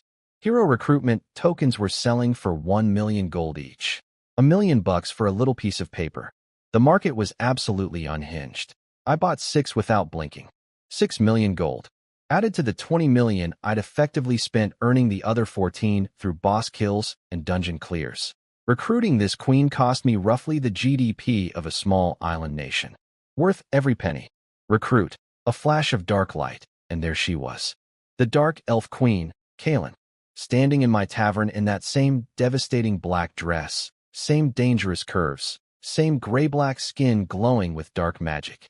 Except this time, instead of trying to murder me, she bowed her head and said, "Esteemed Lord, Kaylin is at your service. And was that a hint of flirtation in her voice?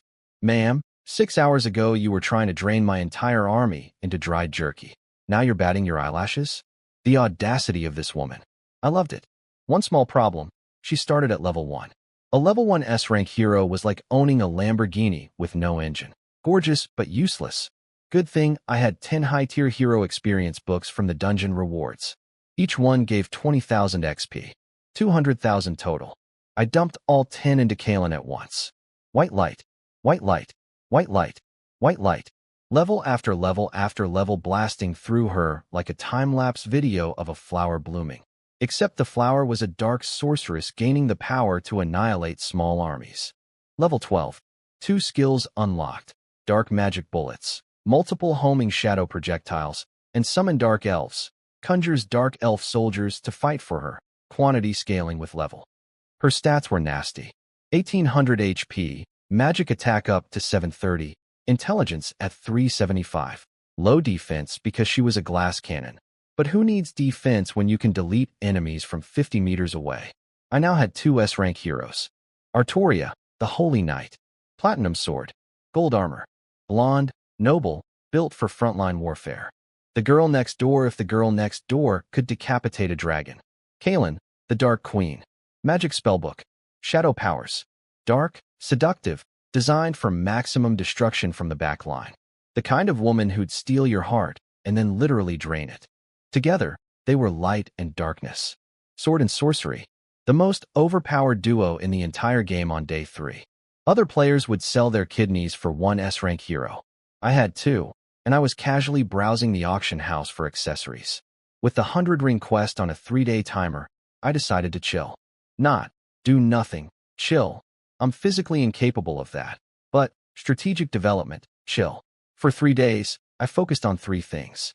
Building up my city. Sending Artoria and Kaylin out with separate armies to grind levels in the wild.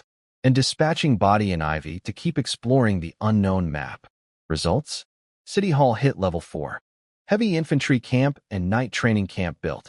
Unlocking Tier 3 Heavy Infantry and Tier 4 Knights. My city was starting to look like an actual city instead of a sad campsite. Artoria and Kaylin were both leveling up like maniacs. 2 S-rank heroes grinding simultaneously meant double the progress, double the skeleton harvesting, double everything. The troop situation was still a bit thin. Barracks at low levels could only spit out a handful of soldiers per week, but between summoning scrolls, skeleton conversions, and the occasional auction house purchase, my army was growing steadily. Then, on the morning of day 6, before the sun had even fully risen, I was already marching towards Starlight City with my entire army. Araki's 3 days were up. The 100-ring quest reward was waiting, and I was not going to be late for this appointment. Arachi looked like he hadn't slept, eaten, or seen sunlight in 3 days. His eyes were sunken, his hair was somehow even more chaotic, and he smelled like a chemistry lab that had been through a war. But behind those raccoon eyes, pure, unhinged excitement. The experiment was a success. He pulled out a rolled-up piece of parchment and handed it to me like he was passing the nuclear launch codes. This is years of my life's work. It's all I can offer as payment. Please don't think it's worthless. Buddy, if you only knew. The reward, dark potion recipe. 1 recipe, 1 piece of paper. And it was worth more than everything I'd spent on the entire 100-ring quest combined. Here's why. This recipe is unique. 1 copy in the entire game. Only I have it. And in my past life, someone used this exact recipe to make nearly $1 billion gold in profit. The secret? 2 beautiful words, monopoly pricing. The dark potion was one of the most sought-after consumables in the game, staying relevant all the way through mid-game. Every serious lord wanted it. Every guild needed it. And only 1 person could make it. Cost to produce 1 potion, 200 gold. Selling price, 2,000 gold. Profit margin, 10 times. A master-level alchemist could brew 1 bottle every 3 minutes. That's 20 bottles per hour. 36,000 gold profit per hour. Work 8 hours a day and you're pulling in nearly 300,000 gold daily. In a year, over 100 million gold. And that's just the baseline.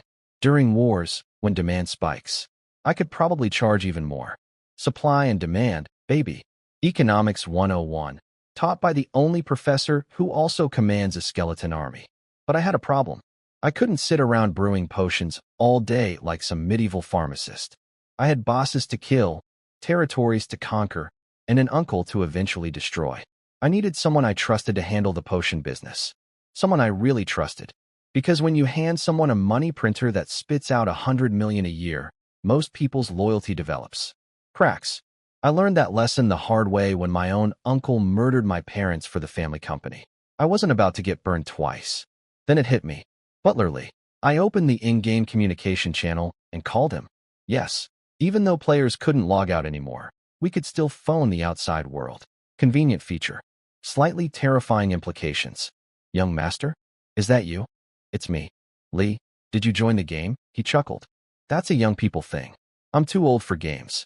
I was actually thinking about retiring, buy a little villa in the suburbs, plant some vegetables, get a dog. Since you sold the entire company, there's not much for me to manage anymore. I could hear the gentle disappointment in his voice. He thought I'd gone crazy, sold my parents' legacy, and then disappeared into a video game. From his perspective, I looked like the world's most irresponsible rich kid. Time to fix that. Lee, listen very carefully. What I'm about to tell you is extremely important. His tone shifted. In all the years he'd known me, I'd rarely been this serious. Buy a gaming pod. Get into Lord's era. Do it within the next few days. Why? Because in 1 month, every single person on Earth, gamers or not, will be forcibly pulled into the game. Reality and the game will merge. The game world becomes the real world. Money becomes useless. Companies become meaningless. The only thing that matters is how prepared you are inside the game. Dead silence on the other end. I could practically hear his brain trying to process whether his young master had finally, completely lost his mind. I know it sounds insane, I continued calmly, but everything I'm telling you is true. I'm only sharing this because I consider you family. You've been with us since my father was alive. You watched me grow up. I trust you. As for how I know all this, don't ask. Just trust me. Then I played my ace card. You've seen the news lately, right? Players can't log out of the game anymore. It's all over the headlines. Everyone thinks it's a technical glitch. It's not. I heard him inhale sharply. Because he had seen the news. The whole world was panicking about it. Millions of players trapped inside gaming pods, unable to disconnect. Families screaming at game companies. Governments launching investigations. Everyone assumed it was a malfunction. But it wasn't a malfunction. It was the beginning. The silence on the line stretched for several seconds. I could almost hear the gears turning in his head, connecting my frantic stock sell-off, the billion-gold gaming deposit, and now this warning, with the terrifying headlines he'd been reading all week. Young master, his voice was different now. Quieter. Are you telling me you knew this would happen? Before it happened? Buy the pod. Lee, get into the game. I'll take care of the rest. I hung up before he could ask more questions. Some truths are easier to believe once you're living inside them. Now I had a potion empire to build, a butler to recruit, and in 3 days, the world's only dark potion monopoly would be open for business. Being reborn with future knowledge was great. Being reborn with future knowledge and 1 billion gold and 2 S-rank heroes and an exclusive potion recipe? That was just unfair. And I was only getting started. Butler Lee hung up on me in a panic because he suddenly remembered his daughter was also in the game. Can't blame the man. Finding out the world is ending tends to rearrange your priorities real quick. His daughter, Li Bingqiu. I actually remembered her from my past life. She was no joke, built a guild called Thorny Rose, and became a pretty famous female lord. Tough, smart, and cool under pressure. With her and Butler Lee together, they'd been a solid team last time around. He managed her guild like a well-oiled machine because apparently, being a butler and running a medieval war guild require the exact same skill set. I was not letting either of them slip through my fingers this time. Butler Lee was a management genius, and Bingqiu was a talented lord in her own right. After getting murdered by my own uncle in my last life, I'd learned one very important lesson. You can't do everything alone. I needed loyal people, a real team, a faction I could trust with my life.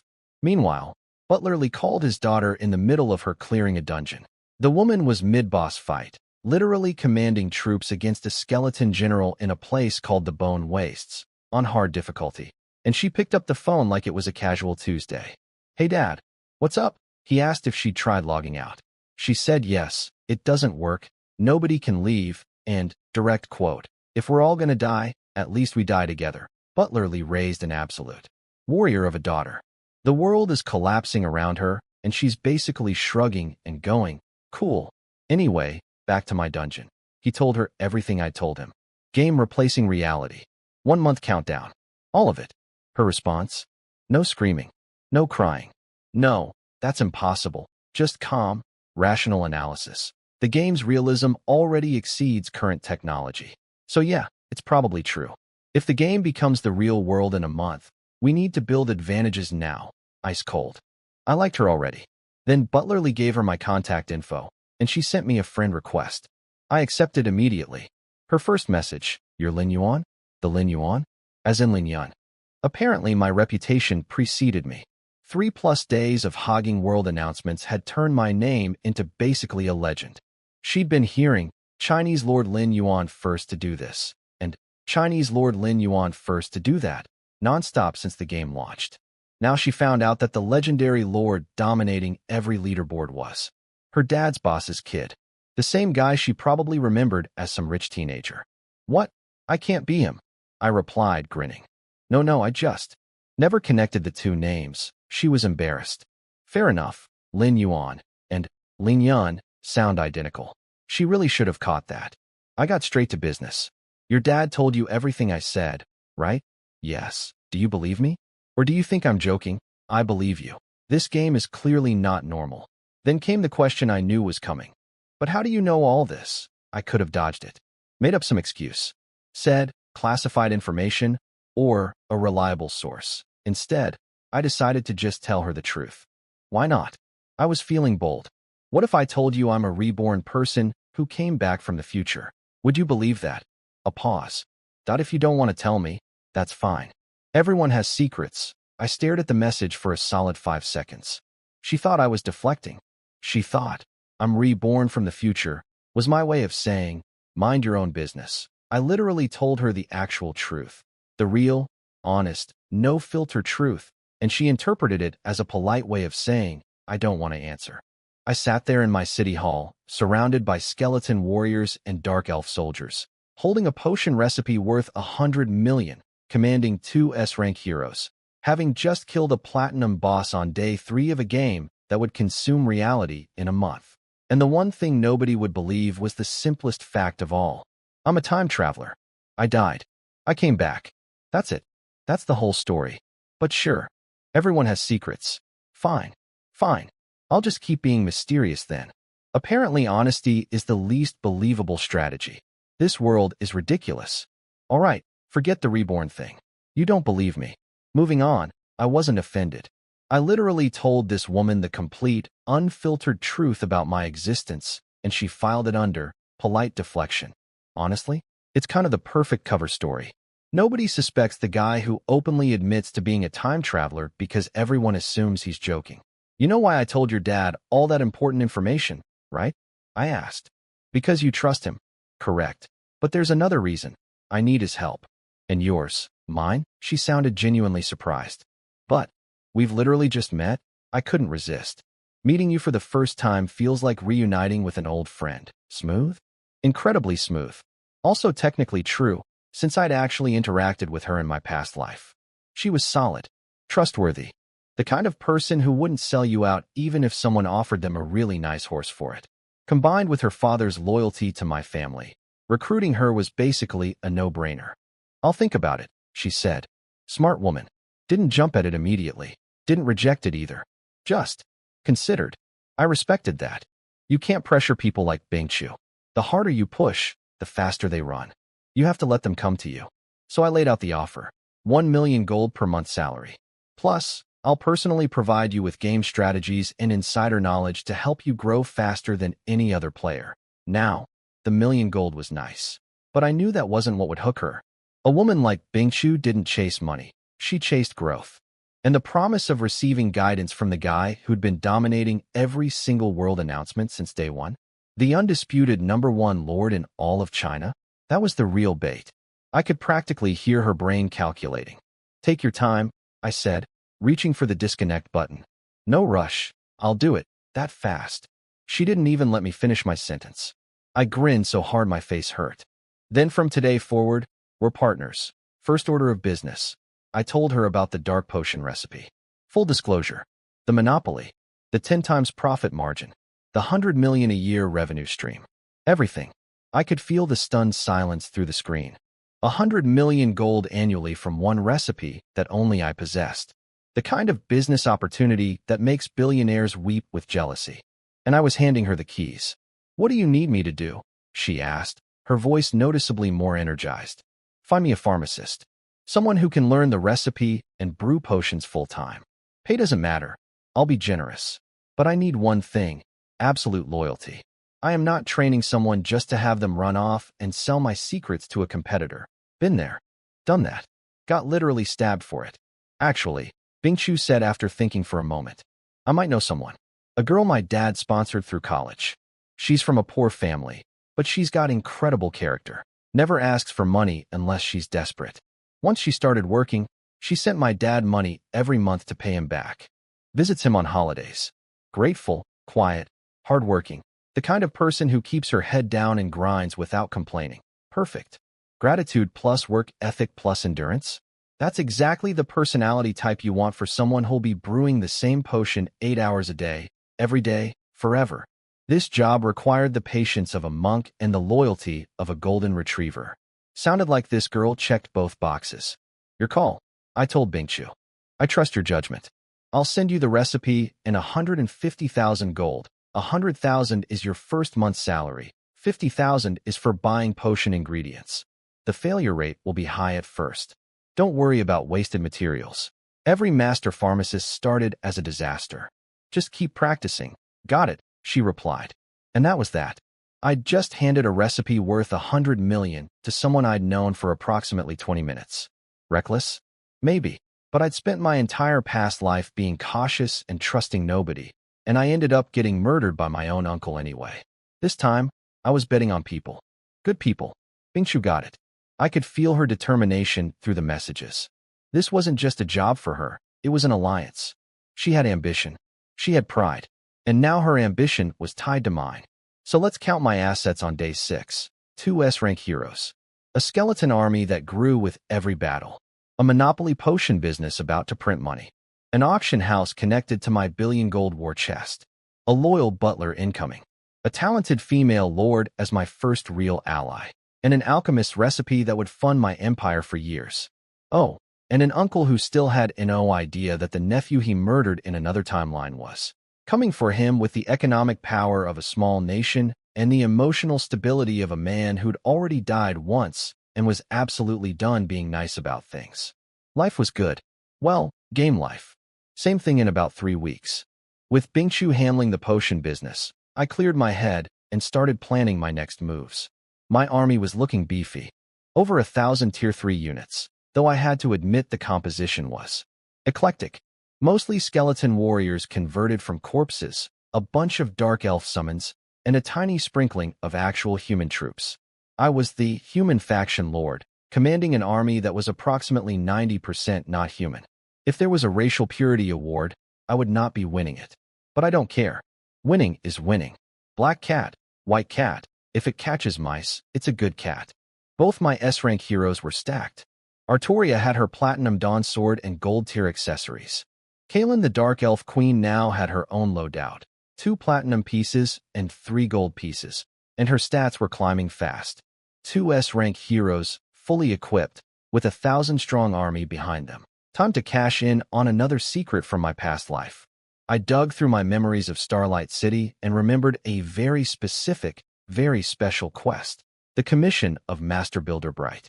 I tracked him down using my past life knowledge. Found him in his workshop, a hollow-eyed, tobacco-chewing wreck of a middle-aged man. He looked like life had chewed him up, swallowed him, and spit him into a ditch. Which, as it turns out, was pretty much exactly what happened. See, Bright was actually the chief architect of Starlight City. The entire city was his design. Genius-level talent. Had everything going for him. Fame, career, and at 28, he married a nobleman's daughter named Annie. The golden couple. Life was perfect. Then he made one terrible decision. He took Annie outside the city walls for a honeymoon trip. They got ambushed by orcs. A huge pack of them. The mercenary escort he'd hired got slaughtered. Bright and Annie were captured. What happened next was the kind of thing that makes you understand why some NPCs have permanent darkness in their eyes. The orcs were savage, barely intelligent creatures driven by base instinct. They killed the mercenaries and celebrated by doing unspeakable things.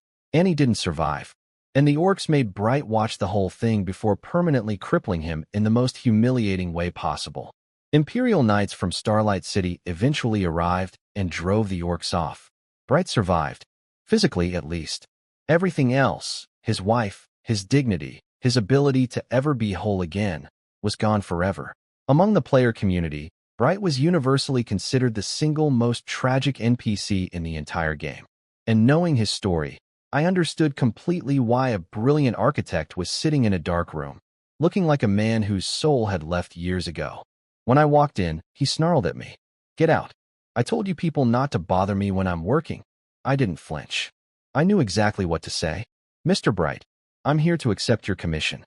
Those orcs outside the city, the ones that have been causing trouble again, I can wipe them out for you." Every last one.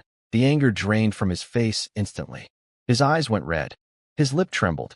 "Annie, my Annie." He broke down for a moment, then caught himself, wiped his tears with a handkerchief, and when he looked back up at me, there was nothing in his eyes but pure, cold hatred. "If you can do it, kill them all. Every single one." His voice was the voice of a man who'd spent years dreaming about revenge, but never having the power to get it. I nodded. "You have my word." Not one orc walks away. "Then I swear on my name, I will not let your efforts go unrewarded." Quest accepted. Bright's commission. I knew exactly what that reward was. And trust me, for a city builder like me, what Bright could offer was worth more than any treasure chest. But first, I had some orcs to exterminate. And honestly, after reading this man's backstory, I wasn't just doing it for the reward anymore. Some quests are business. This one was personal. Look, I felt genuinely bad for Bright. The man's story was horrifying. But let's be real. I didn't accept his quest because I was emotionally moved. I accepted it because the reward was going to be incredible. I'm a businessman first, a hero second, and an emotionally sensitive person. Distant third. I remembered roughly where the orc camp was from my past life, which saved me a ton of scouting time. Marched my whole army straight there. The orc camp was a dungeon with difficulty selection, just like the Death Gold Mine. And here's the key detail I knew from my past life. Bright's quest reward scales with the difficulty you clear. Higher difficulty equals better reward. So obviously, hell difficulty. No hesitation. Maximum risk, maximum payoff. That's the Lin Yuan way. The scene shifted, and suddenly I was standing in front of the most disgusting village I'd ever seen. Crude wooden huts that looked like a kindergartner built them with logs and anger. The air smelled like a slaughterhouse that hadn't been cleaned since the invention of slaughterhouses. Orcs aren't exactly known for their hygiene, or intelligence, or architecture, or literally anything positive. "Charge," I yelled, because when you have 1,000 heavy skeleton warriors, subtlety is overrated. My bone army surged forward like a white tidal wave of calcium and violence. Now, I could have merged my skeletons into Tier 4 skeleton knights. I'd tested it. 4 heavy skeleton warriors merge into 1 knight. Better agility, but similar health and defense. So 1,000 heavies would only make 250 knights. That's a terrible exchange rate. I'd rather have 1,000 medium tanks than 250 slightly faster tanks. Volume wins wars. This isn't Formula 1 racing, it's a mosh pit. First wave, 200 to 300 regular orcs wielding big wooden clubs came screaming out of camp. On hell difficulty, even basic orcs had Tier 3 stats. Scary for most people. For my skeleton wall, target practice. The archers and dark elf bowmen in the back peppered them with arrows while the skeletons held the line. 10 minutes later, every orc was dead. I lost maybe a few dozen skeletons. Acceptable. Second wave. Orcs wearing bronze armor and carrying BATTLEXCS. Tier 4 orc warriors. These guys were no joke. High attack, high defense, slow but devastating. How did orcs get armor? They raided dwarf settlements and kidnapped dwarf blacksmiths to forge gear for them. Basically forced labor. These orcs were wearing the product of war crimes. Classy. About 200 of them came charging out. "Kill them all," I ordered. The skeleton army clashed with the armored orcs while Artoria and Kalen finally entered the fight. Artoria was a golden blur. She moved so fast you could barely track her sword. One hit, one dead orc. Didn't matter how thick their skin was or how heavy their armor. She cut through them like they were made of warm butter. But the real show? Kalen, my dark elf queen, floated above the battlefield like a goddess of destruction, her spellbook spinning beside her, pages flipping wildly. Dark magic bullets materialized around her and launched in every direction. Boom, boom, boom, boom, boom. Each bullet only did 60% magic damage, but 60% of an S-rank hero's attack stat was more than enough to one-shot a tier 4 orc. They dropped like bowling pins. 5 at a time, 10 at a time. She was basically playing a tower defense game, and the orcs were the towers. 2 S-rank heroes plus a skeleton army equals absolute carnage. The tide was firmly in my favor. Then 2 massive shadows stepped out from the orc ranks. 3 meters tall. Muscles on top of muscles on top of more muscles. Each one built like a refrigerator that had been hitting the gym for 20 years. Bronze armor. Enormous battle axes covered in magical runes. Orc centurions. Gold tier bosses. Level 25. 58,000 HP. Attack up to 950. Defense at 570. One of them swung his axe casually, and 4 or 5 of my heavy skeleton warriors exploded into bone fragments. One swing. Multiple kills. Like sweeping crumbs off a table. If I let these 2 run wild in my army, they'd chew through my skeleton forces like a wood chipper through toothpicks. Artoria, Kalen, stop them, but honestly, they were already moving before I even opened my mouth. Artoria intercepted one centurion head-on, sword meeting axe in a shower of sparks. Kalen started bombarding the other with dark magic from range, forcing it to focus on her instead of my troops. 2 S-rank heroes versus 2 gold-tier bosses. This was going to be fun. Artoria went first. Holy Light triple slash. 3 devastating strikes that carved nearly 10,000 HP off the orc centurion in one combo. The thing had 58,000 total health. She'd just deleted a sixth of it in about 2 seconds. At level 27 with platinum gear, she was fighting this gold-tier boss like it was a mild inconvenience. Meanwhile, the other centurion was sizing up Kalen with the most disgusting look I've ever seen on a digital creature. It literally licked its lips while staring at her. The orc had the intelligence of a toddler and the hormones of. I don't even want to finish that thought. Kalen's reaction was pure ice. Filthy idiot. She summoned 50 dark elf swordsmen who materialized in a black magic circle and surrounded her like the world's most lethal bodyguard squad. The centurion went berserk. Eyes turning blood red, muscles bulging, charged straight into the elf wall and got absolutely mobbed. Then Kalen casually bombarded it with dark magic bullets from behind her personal army. Glass cannon with her own built-in meat shield. Brilliant design. 10 out of 10 hero. Both centurions dropped within minutes. 200 orc warriors wiped out. Easy chapter, right? Wrong. The ground started shaking. Earthquake-level rumbling. From inside the camp emerged something that made the centurions look like house pets. 4 meters tall, a walking mountain of muscle and scar tissue, carrying a rune-carved battle axe that was bigger than Artoria's entire body. Orc chieftain, platinum boss, level 30, 200,000 HP, attack up to 1550, defense at 750, and he brought friends. 300 tier 4 orc warriors, 600 tier 3 regular orcs. Nearly 1,000 total reinforcements. But that wasn't even the worst part. Behind the chieftain stood 2 hunched, ugly creatures holding oak staffs. Orc shamans. Gold-tier bosses, level 25. They looked pathetic, small, frail, barely threatening. And they were the most dangerous things on the entire battlefield. From my past life, I knew exactly what these guys could do. They had one skill, Beast God's Blessing. 2 modes. Mode 1. Buff all nearby orc warriors with 80% stat increase. Mode 2. Buff the chieftain specifically with 30% stats and 50% damage reduction. In my previous life, countless lords wiped on this fight because they ignored the shamans and went straight for the chieftain. Then the shamans buffed everything and suddenly the orcs went from manageable to extinction event. I wasn't making that mistake. All ranged units, focus the shamans.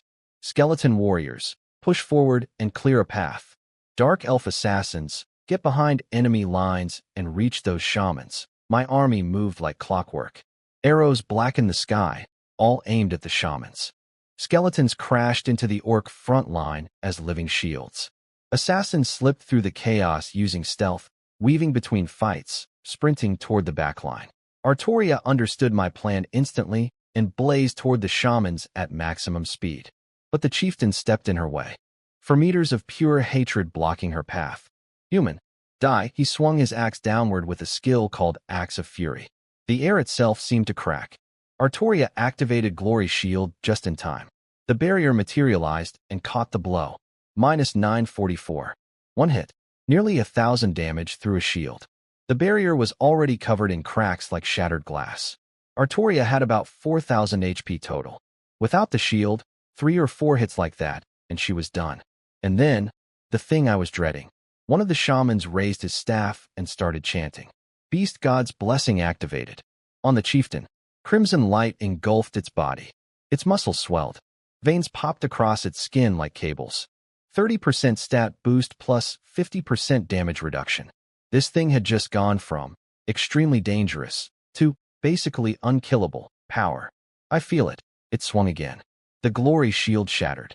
Artoria got launched backwards like a ragdoll, losing 700 HP from the impact alone.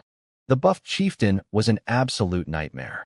My strongest hero, level 27, S rank, platinum weapon, couldn't even stand in front of it without getting thrown around like a toy. Those shamans had to die. Right now? Before they buffed the regular orcs too, because if 900 orcs suddenly got an 80% stat boost, my entire army would melt faster than ice cream on the surface of the sun. This fight just went from challenging to pray your assassins are fast enough. Artoria switched strategies instantly. Forget trading blows with a 4-meter steroid monster. She needed to stall it. Holy Seal activated, locking the chieftain in place with glowing holy chains. Then she raised the Dawn sword and popped Dawn Battle.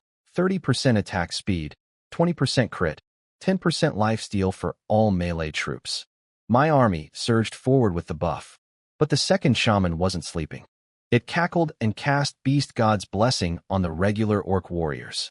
80% stat boost. Tier 4 orcs suddenly hitting like Tier 5s.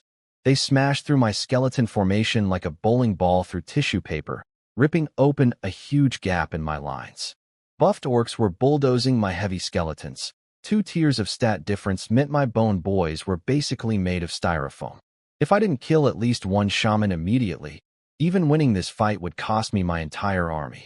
And I don't do Pyrrhic victories. Those are for people without billion gold bank accounts and 2 S-rank heroes. Speaking of which, it was Kaylin's turn to shine. Her spellbook started flipping pages. Dark magic bullets condensed around her like a deadly solar system. She marched straight toward the nearest shaman, protected by her dark elf swordsmen who were literally dying around her to keep her alive.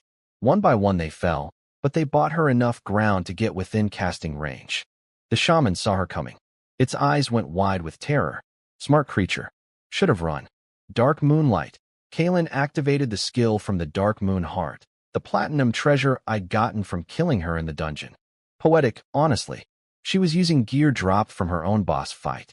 A dark moon materialized in the sky above and shot a beam of concentrated shadow energy straight down onto the shaman. Minus 345. Minus 377. Minus 455. Continuous damage plus suppression. The shaman couldn't move, couldn't cast, just stood there getting pressure washed by moonlight. Then Kaylin unloaded everything. Dark magic bullets. Boom, boom, boom. Minus 1126. Minus 1345. Minus 895. Rapid fire. A machine gun made of shadow. And for the grand finale, Shadow Blade. A single massive dark energy sword, conjured from thin air, launched at point-blank range. Minus 7,754. The shaman's head fell off its body before the damage number even finished floating up. One full combo. One dead shaman. Instant delete. She didn't fight it. She erased it from existence. Like pressing backspace on a keyboard. I stood there genuinely slack-jawed. Kaylin was a magical Gatling gun. Artoria was strong in a balanced, I can do everything, kind of way. Kaylin was strong in a I will delete one specific thing from reality in 3 seconds flat. Way. Together? Unstoppable. With the first shaman dead, the chieftain's beast god's blessing evaporated. No more 30% buff. No more 50% damage reduction. Artoria immediately felt the difference. The chieftain went from impossible back down to really hard but manageable. She could hold it now. Just needed to stall until Kalen finished cleanup duty. But the front lines were still a disaster. The second shaman's buff on the orc warriors was still active, and those juiced-up tier 4s were demolishing my skeletons. Every second that shaman breathed cost me dozens of troops. Kalen pivoted towards shaman number 2. But here's the problem. Her dark elf bodyguards were almost all dead, and her summoning skill was on cooldown. She was a glass cannon with no glass. Just cannon. The surviving orc warriors surrounded her. Axes and clubs started connecting. Her health bar began sliding down. She was an S-rank hero, yes, but her defense stat was terrible. Every hit from a buffed tier 4 orc took a visible chunk. The second shaman saw this and started dancing, literally jumping around, cackling, pointing at Kalen, taunting her, celebrating. The scary lady can't reach me. I'm untouchable. Oh, buddy. You poor, stupid little creature. Kalen smiled. Not a scared smile. Not a desperate smile. The kind of smile a cat gives a mouse right before it stops playing. Being looked down upon by filthy insects. How irritating. Her spellbook erupted with dark energy. Black threads shot out in every direction, latching onto every orc warrior surrounding her. Dark Life Drain. The same skill that almost killed my entire army when I fought her as a boss. Except now it was on MY's side. Every orc connected to those threads started shriveling. Their health poured into Kalen like juice through a straw. Her HP climbed back up while theirs plummeted. She was standing in the middle of 100 enemies, surrounded, outnumbered, taking hits from every direction, and she was healing faster than they could damage her by eating them alive. This was the Dark Elf Queen at full power. Not the cornered mage getting swarmed. The apex predator who let you surround her because it made feeding easier. The shaman stopped dancing. Dark Life Drain turned the entire battlefield into Kalen's personal all-you-can-eat buffet. Every orc warrior connected to those black threads was basically a walking health potion with legs. She recovered 20% of her HP in 10 seconds while the orcs around her shriveled up like raisins. I'd been on the receiving end of this skill before, so I knew exactly how disgusting it was. The only counterplay is to either burst her down instantly or fight her one-on-one. Surrounding her? That's not trapping her. That's catering. The second shaman watched its warriors getting vacuum drained and had a complete mental breakdown. It threw its staff on the ground and bolted. Just turned around and sprinted. A gold-tier boss, running for its life, from my hero. Kalen didn't even chase. She just condensed a few dark magic bullets and launched them like homing missiles. Minus 1135. Minus 1456. Minus 1089. The shaman's stubby little legs couldn't outrun light-speed shadow projectiles. It dropped dead mid-stride, face-planting into the dirt. The instant it died, Beast God's blessing vanished from every orc warrior on the field. You could literally see the moment it happened. Orcs that were bulldozing my skeletons suddenly went soft. Like someone pulled the batteries out of 100 angry toys simultaneously. My skeleton army counterattacked hard. Kalen, nice work. Now go help Artoria. She's running out of patience over there. The chieftain was still a problem. 200,000 HP, level 30, for meters of pure fury. But without the shaman's buff, it was manageable. Just very, very angry and very, very large. Artoria and Kalen tag-teamed it. Artoria dodged and weaved up close, landing combos whenever the opening appeared. Kalen bombarded from range with dark magic. Meanwhile, my skeleton warriors, running out of orcs to fight, started piling onto the chieftain too. Dozens of them. Then hundreds. The chieftain went berserk at 20% health, naturally. Eyes red, muscles bulging, the usual tantrum. Artoria wisely backed off and let Kalen handle it from range. The berserking chieftain managed to smash a few dozen more skeletons, but that was like throwing rocks at the ocean. There were always more bones. Finally, boom, the chieftain's last HP ticked to 0. That 4-meter mountain of muscle toppled over like a felled tree, shaking the ground on impact and kicking up a cloud of dust. Loot. Platinum tier Shadow Battle Axe, Orc Chieftain's Heart, 10 Tusks, 10 Orc Warrior Summoning Scrolls, 5 Hero Recruitment Tokens, and 60,000 experience for both Lord and Hero. And then the world announcement. Chinese Lord Lin Yuan becomes the first player to clear Hell Difficulty Dungeon. Orc Camp. Rewards. Orc Chieftain Recruitment Token, 150 Premium Resource Packs, 15 high-tier Hero XP Books, another S-Rank Hero Recruitment Token. Technically, I could recruit the Orc Chieftain himself. A 4-meter-tall rage machine with an axe the size of a dining table. Did I want him? Absolutely not. He specialized in leading Orc troops, which wasn't my style. Orc units were boring. High stats, no creativity. Perfect for someone whose battle strategy is run at enemy, hit enemy, repeat. I preferred finesse. Plus, training a third S-rank hero would eat enormous resources. Heroes should be quality, not quantity. I already had the Holy Knight and the Dark Sorceress. Adding a caveman with anger issues would be a downgrade in aesthetics alone. But the recruitment token was still worth a fortune. Any player in the game would sell their firstborn child for an S-rank hero token. I could easily get tens of millions at auction. Not that I needed money. I just liked knowing I could. Now, the damage report. I'd lost about 700 heavy skeleton warriors. Nearly 2/3 of my skeleton army. This fight had been genuinely brutal. But then I activated the Skull King's cranium on the mountain of orc corpses piled across the battlefield. You have successfully converted 6,248 Tier 1 skeleton soldiers. 6,248. Quick math. That's over 1,500 heavy skeleton warriors after merging.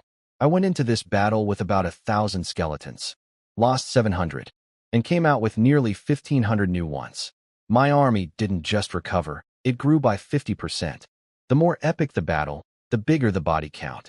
The bigger the body count, the bigger my army gets afterward. Every war was an investment. I was running a military Ponzi scheme where the returns were made of calcium. I chopped off the Orc Chieftain's head, stuffed it in my backpack like a really grim souvenir, and marched back to Starlight City. Bright wanted every Orc dead. Mission accomplished. Now it was time to collect what that broken architect owed me. I walked up to Bright and dropped the Orc Chieftain's severed head on his table like a grim pizza delivery. Package for you. The man took one look at it and completely fell apart, tears streaming, hands shaking, whispering his dead wife's name. Annie, I finally avenged you. There was no joy in his eyes, no triumph, just grief. Years and years of accumulated grief, finally finding an exit. I stood there quietly and let him have his moment. Even a heartless billionaire warlord knows when to shut up. After collecting himself, he grabbed both my hands. Thank you, brave adventurer. Please accept my gift. Ding. Quest complete. 100% completion. Rewards. 5 24-hour construction speed-up scrolls, 10 12-hour speed-ups, and 121-hour speed-ups. My eyes practically turned into gold coins. Construction accelerators. The one thing money literally couldn't buy. These scrolls were untradeable special items. You either earned them or you didn't have them. Period. Quick math. That's roughly 15 days of construction time I could skip. 15 days. While every other lord in the game was sitting around waiting for buildings to finish like normal people, I was about to fast forward through 2 weeks of development in one afternoon. This is why I did Bright's quest on Hell difficulty. This is why being reborn matters. I always know exactly what to do and exactly when to do it. No wasted time. No wrong turns. Every action is calculated. I sprinted back to my territory and went absolutely feral with upgrades. City Hall. Upgrade. Spearman Camp. Upgrade. Archer Camp. Upgrade. Night Training Camp. Upgrade. Blacksmith. Build. Magic Tower. Build. I was slapping speed-up scrolls on everything like a maniac. It felt like playing on a private server with cheat codes enabled.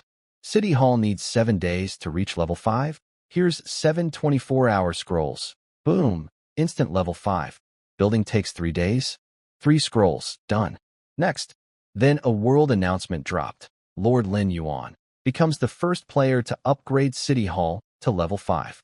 Rewards. 10 high-tier Lord XP books, 10 high-tier Hero XP books, and a tier 5 Troop Evolution Scroll.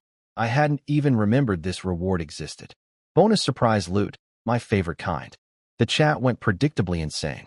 Level 5 City Hall. Mine's barely at 3. This has to be an inside job. He's working for the game company. Hack. This Chinese player is cheating. I demand to report him. Report him how? You can't even log out. Genius. Wait. We seriously can't leave the game? Like ever, your pod's nutrient supply lasts about 1 month. After that, well, hope you enjoyed your gaming career. I knew I shouldn't have bought this stupid game. The conversation quickly spiraled from, Lin Yuan is too strong, to, are we all going to die in our gaming pods? Classic community mood swing. I scanned the chat for about 10 seconds and closed it. Not my problem right now. Back to the real prize. The Tier 5 Troop Evolution Scroll. Description. Evolves any Tier 5 unit into a hidden class troop. All future recruits of this type will be the evolved version. Hidden class. The two most beautiful words in gaming. I knew exactly how powerful hidden class troops were from my past life. There was this orc lord named Andre, total nobody, who stumbled into a Tier 9 hidden unit called the Golden Behemoth. Within 1 month, he went from irrelevant to top 10 in North America. His Golden Behemoths could literally tear apart Tier 9 angels with their bare hands. A Tier 5 hidden unit would have stats comparable to Tier 6 baseline. And the real power wasn't even the stats. It was the special abilities that hidden classes came with. Regular troops were vanilla ice cream. Hidden troops were vanilla ice cream with a nuclear warhead inside. I needed a Tier 5 unit to use this scroll on. Human factions Tier 5 unit? Mages. So I built the Mage Academy immediately. Cost. 3.5 million food, 3.5 million wood, 1 million silver, plus 3 days construction time. 3 days? That's adorable. 3 speed-up scrolls later, poof. Mage Academy complete. Instantaneous. Didn't even have time to blink.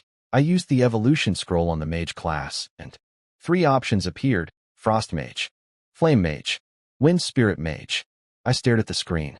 You get to choose the evolution path? Hidden troops came with a selection menu? This was like being asked, which flavor of overpowered would you like? The hardest decision of my reborn life was about to begin. 3 choices. Frost Mage, Control Specialist. Wind Spirit Mage, Support Specialist. Flame Mage, Pure, Unadulterated, Face-Melting Damage Specialist. I picked Flame Mage in about half a second. I already had Artoria for frontline tanking and Holy Seal for crowd control. Kaelin could summon her own bodyguards and drain life from enemies. What I was missing was raw, explosive. Everything in that direction is now on fire, damage output. Flame Mage it was. I maxed out the Mage Academy using speed-up scrolls, because why wait? And recruited my first batch. 60 Flame Mages materialized in matching crimson robes, each one looking like a walking campfire with attitude.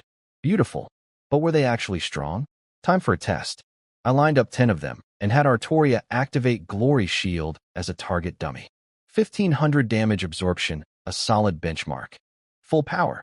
Show me what you've got. They started chanting. Normal mages need 4 or 5 seconds to cast. These flame mages? 1 to 2 seconds. They conjured multiple exploding fireballs each and launched them simultaneously. Boom, boom, boom, boom, boom. The Glory Shield, 1500 HP of absorption, shattered in 1 second. 1 single second. 10 mages deleted it instantly. My jaw dropped. These weren't soldiers. These were artillery pieces wearing robes. Even Tier 6 units might not hit this hard. Hidden class troops were every bit as broken as advertised.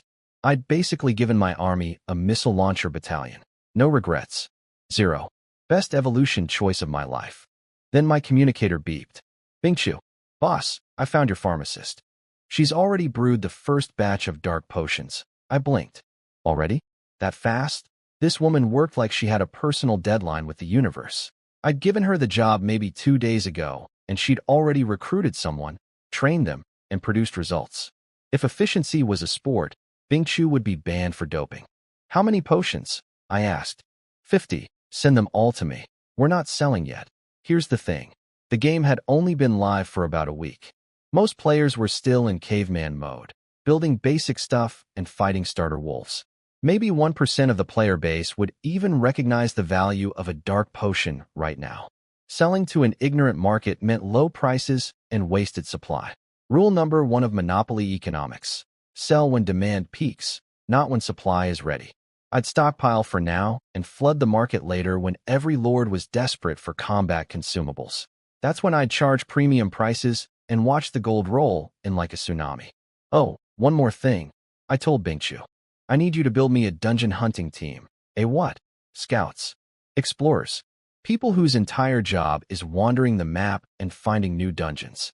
First clear rewards are always incredible, but I can't explore everywhere myself. I need a dedicated squad, professional, fast, ideally with heroes that have exploration specialties. Got it, she said. Smart woman. Didn't need anything explained twice. Then SHE had news for me. Speaking of dungeons, I found one. The Green Dragon's Lair. Want to team up? I froze. Green Dragon's Lair. I actually remembered this one from my past life. It was a unique, special dungeon. One time clear only, disappears after someone beats it. And the reward? A dragon's treasure hoard. The catch? 20 tier 9 green dragons guarding it. 20. I'd chickened out of a dungeon that had one tier 9 skeleton dragon back on day 1. Now we were talking about 20 of them. 20 building-sized flying lizards that could each individually exterminate a small army. But I wasn't the same scared newbie from day 1 anymore. I had 2 S-rank heroes, 1,000+ heavy skeleton warriors, 60 hidden class flame mages that could melt steel, and enough combat experience from 2 lifetimes to write a textbook. Sure, I said. When? Day after tomorrow. New week starts, so I can recruit fresh troops first. Deal. Privately, I found it a little adorable that she thought her newly recruited low-tier troops would make a difference against dragons. Those things would use her soldiers as toothpicks, but I kept that thought to myself. She was still growing. A little harsh reality from 20 fire-breathing death lizards would be an excellent learning experience. The real firepower for this dungeon was going to come from me. My flame mages. My skeleton ocean. My 2 queens. Green dragons, enjoy your last 2 days of peace. The barbecue is coming, and I'm bringing the fire. 2 days later, I showed up at the meeting point with my entire army. Bingchu was already there, because of course she was early. The woman was professionally punctual. She waved me over. Boss, over here. First thing I noticed, Bingchu was tall. Like 170 at least. Light armor hugging every curve, long legs, gorgeous face. If competent businesswoman who could also kill you was an aesthetic, she was the poster girl. Standing next to her were 2 strangers, a skinny, well-groomed guy who looked like he'd be more comfortable in a library than a battlefield, and a tiny girl with big, sparkly eyes who looked like someone's adorable little sister. This is Chun Bei and Lin Ming Ming, Bingchu introduced them. My friends. I brought them for backup. Smart. She was worried about the dungeon difficulty, so she recruited extra help. Cautious woman. Sure, I said, but let's set the rules up front. Loot distribution based on individual contribution. Fair. Chun Bei immediately agreed. Absolutely. Even brothers settle accounts clearly. Ming Ming nodded. No objections. Reasonable people. Good. If they'd argued about loot before we even entered, I would have walked away without looking back. I was here to kill dragons, not babysit egos. We formed a party. The moment my name appeared on the team list, Chun Bei's reaction was priceless. Holy, you're Lin Yuan? The Lin Yuan? The actual Lin Yuan. His eyeballs nearly popped out of his skull. He spun toward Bingchu. You didn't tell me you were bringing a god? You didn't ask. SHE. Didn't ask. Bro, there's a difference between come help me with a dungeon and come meet the most famous lord in the entire game. He turned back to me, starstruck. Great one. She didn't seduce you, did she? I must warn you. This woman looks nice, but she's basically a beautiful venomous snake. Marry her, and she'll beat you daily. Smack. Bingchu's palm connected with the back of his head so fast it broke the sound barrier. Chun Bei, one more word, and I'm cutting your tongue out. He yelped, clutched his skull, and stumbled away. See? This is what I'm talking about. Violence. Domestic abuse. Witness me. I couldn't help laughing. These 2 fought like siblings. Then his brain switched from comedy to business mode. Wait. Bingchu, what's your actual relationship with the Great Lord here? He's my boss. He pays me 1,000,000 gold per month. Chun Bei's eyes went so wide I thought they'd fall out of his face. 1,000,000? Per month. He whipped toward me so fast he got whiplash. Great Lord. Sir. Your Excellency. Do you need another employee? I'm very capable. Everything Bingchu can do, I can also do. My figure isn't as good, but I'm more obedient. And I'm cheaper. 500,000 a month. Half price. Ming Ming kicked him in the shin. Stop embarrassing yourself. Let's just do the dungeon. You don't understand. I'm networking. Enough, Bingchu said. And the discussion was over because when Bingchu said, enough, people listened or they lost body parts. We entered the green dragon's lair. The forest inside was ancient. Trees over 10 meters tall, thick canopy blocking out the sky, the kind of primordial woodland where you expect dinosaurs to wander past. Everyone summoned their heroes and troops. When Artoria and Kalen materialized beside me, the entire group went silent. Chinbei gulped. Audibly. Two women. One in shining armor radiating holy light. The other floating with dark magic swirling around her body. Both devastatingly, unfairly, impossibly beautiful. And both projecting the kind of power that made the air feel heavy. Those heroes, Bingchu said carefully. They're high tier, aren't they? Both S-rank, I said casually. Three jaws hit the floor simultaneously. Two S-rank heroes. In one party, belonging to one person. While they were each rocking a single A-rank hero and feeling proud about it. Then they looked at my army. Over 1,000 heavy skeleton warriors. 60 flame, mages in crimson robes. Dark elf units. Wolf riders. More troops than their 3 armies combined. I could practically see their self-esteem deflating in real time. Bingchu had an A-rank rose swordsman, a solid human female hero. Ming Ming had an A-rank elf priestess, a support healer type. Both respectable choices. Then there was Chun Bei. This scrawny, nerdy-looking bookworm had chosen the ORC race. And his hero was a minotaur called Savage Bull Tyrant, Kwangshan. A massive, axe-wielding, muscle-bound cowman that looked like it ate smaller heroes for breakfast. I did a double take. This beanpole of a man commanded a berserk minotaur? Then a memory surfaced from my past life. Bingchu's guild, Thorny Rose, almost entirely female leadership. Except for one male member. An orc lord, known across the server as the Beast Tribe Tyrant. His orc army was so brutally violent that they crushed everything in their path with pure, overwhelming force. That was Chinbei, this goofball who just offered to be my discount employee. The gap between his current personality and his future reputation was giving me emotional whiplash. It was like learning that the class clown would grow up to become a 4-star general. Interesting. Very interesting. If I invested in this guy early, he could become a serious asset down the line. But for now, all I could see was a skinny dude hiding behind a woman after getting slapped, standing next to a minotaur twice his size. The future Beast Tribe Tyrant, everybody. Currently available at half price. Stay sharp, everyone. This dungeon isn't what you think. Everyone nodded seriously. If the guy who'd been speed-running world announcements for a week said, "Be careful," you listened. Then the bushes started rustling. Dozens of dark golden eyes lit up in the shadows between the trees. Predator eyes. Hungry eyes.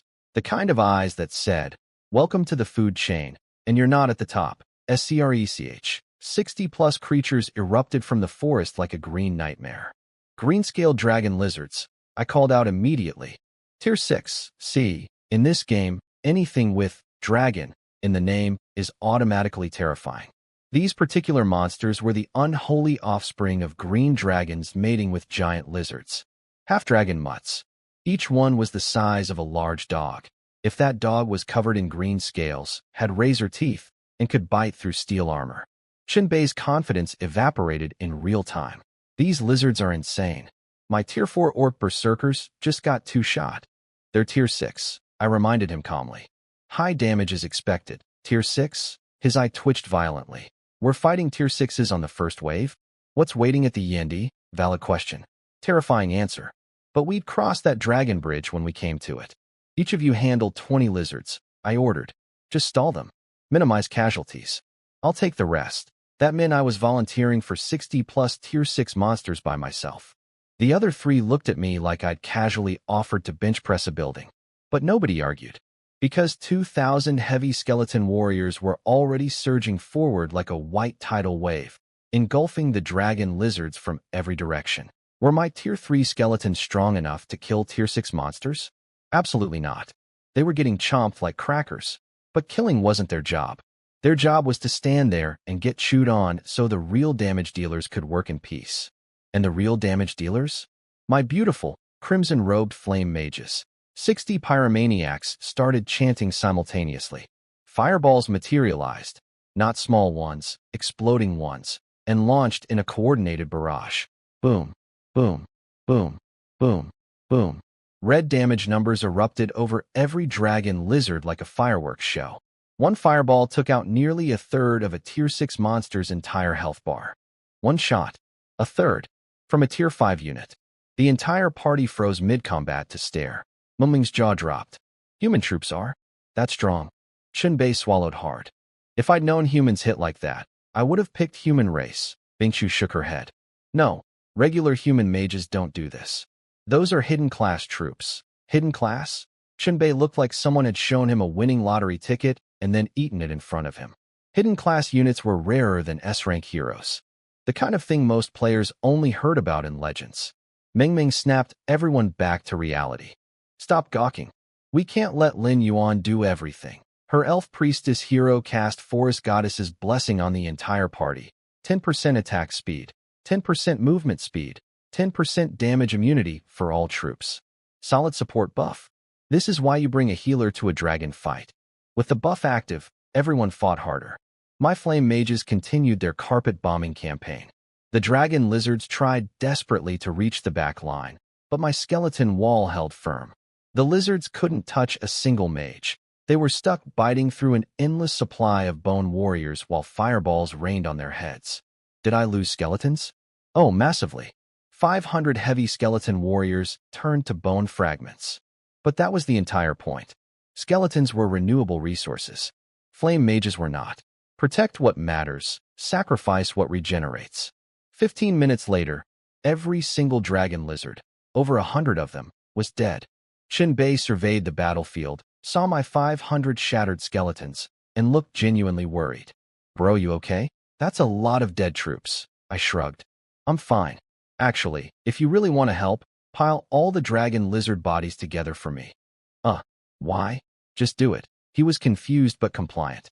Good trait in a future employee. Within minutes, a mountain of green-scaled corpses was stacked in front of me. Over 100 Tier 6 bodies. High-quality raw material. I pulled out the Skull King's cranium. Everyone watched, having absolutely no idea what was about to happen. The necromancer billionaire was about to go shopping at the corpse store, and business was booming.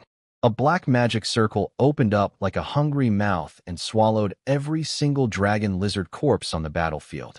Then, one by one, skeleton soldiers started marching out of it like the world's creepiest assembly line. Everyone stared at me like I'd just performed a magic trick at a children's birthday party. Except the trick involved necromancy and a pile of dead lizards. So that's where all his skeletons come from. I could practically hear them thinking. Then I started merging. 2 skeletons into 1 warrior. 2 warriors into 1 heavy. The math worked out beautifully. 400 brand new heavy skeleton warriors, manufactured on-site from recycled dragon lizard parts. I'd lost 500 in the fight and gained 400 back. Net loss? About 100. Totally acceptable. Shinbei watched the entire process with his mouth hanging open. That treasure is insane. You literally never run out of troops. Ming smirked at him. A strong treasure needs a strong user. If you had it, you'd probably convert 3 crippled skeletons and call it a day. Excuse me? When my orc army is fully developed, it'll be unstoppable. Your little elves can just stand in the back and heal me. Who'd want to heal you? Orcs are so ugly even dogs won't play them. Oh yeah? Well, your precious elves. These 2 bickered like an old married couple at a grocery store. Clearly best friends. Clearly incapable of going 5 minutes without roasting each other. We pushed deeper. 3 more waves of dragon lizards. Over 100 per wave. Tier 6 units, every single one. This dungeon was absolutely not designed for current stage players. The only reason we were surviving was because of my skeleton army, my flame mages, and my 2 S-rank heroes. For the later waves, I sent Artoria and Kalen into the fights directly. Against Tier 6 lizards, each of them could handle 10 at once without breaking a sweat. With them in the mix, my skeleton losses actually went negative. I was converting more corpses into new skeletons than I was losing. My army was literally growing as we progressed through the dungeon. The others weren't walking away empty-handed either. Dragon lizard bodies contained premium crafting materials, eyes, blood, fangs, scales, all worth a fortune at auction. And if you collected enough scales, a blacksmith could forge platinum-tier dragon lizard armor. For my teammates who didn't even have a full set of gold equipment yet, that was life-changing loot. Then we reached a clearing. Massive ancient trees towering into the sky, their canopies so thick and intertwined they formed a solid roof of green. A living ceiling hundreds of meters up, and between those branches, moving in the shadows. Shapes. Enormous shapes. Wings folding. Tails curling. Scales glinting. This is the final stage, I announced, keeping my voice steady. Everyone prepare yourselves. It's going to be harder than anything you've faced. The Guardians are 20 Tier 9 green dragons. Silence. Then Chinbei. 20? Tier 9. Are you kidding me? This dungeon doesn't want us to win. It wants us to suffer and learn from it. Meng Meng raised her hand. Wait, how do you even know that? It's your first time here too, right? Fair question. I'd prepared a cover story. Before the game launched, I obtained some internal game data through special channels. That's how I've been ahead of everyone since day one. Perfectly reasonable explanation. Meng Meng accepted it immediately.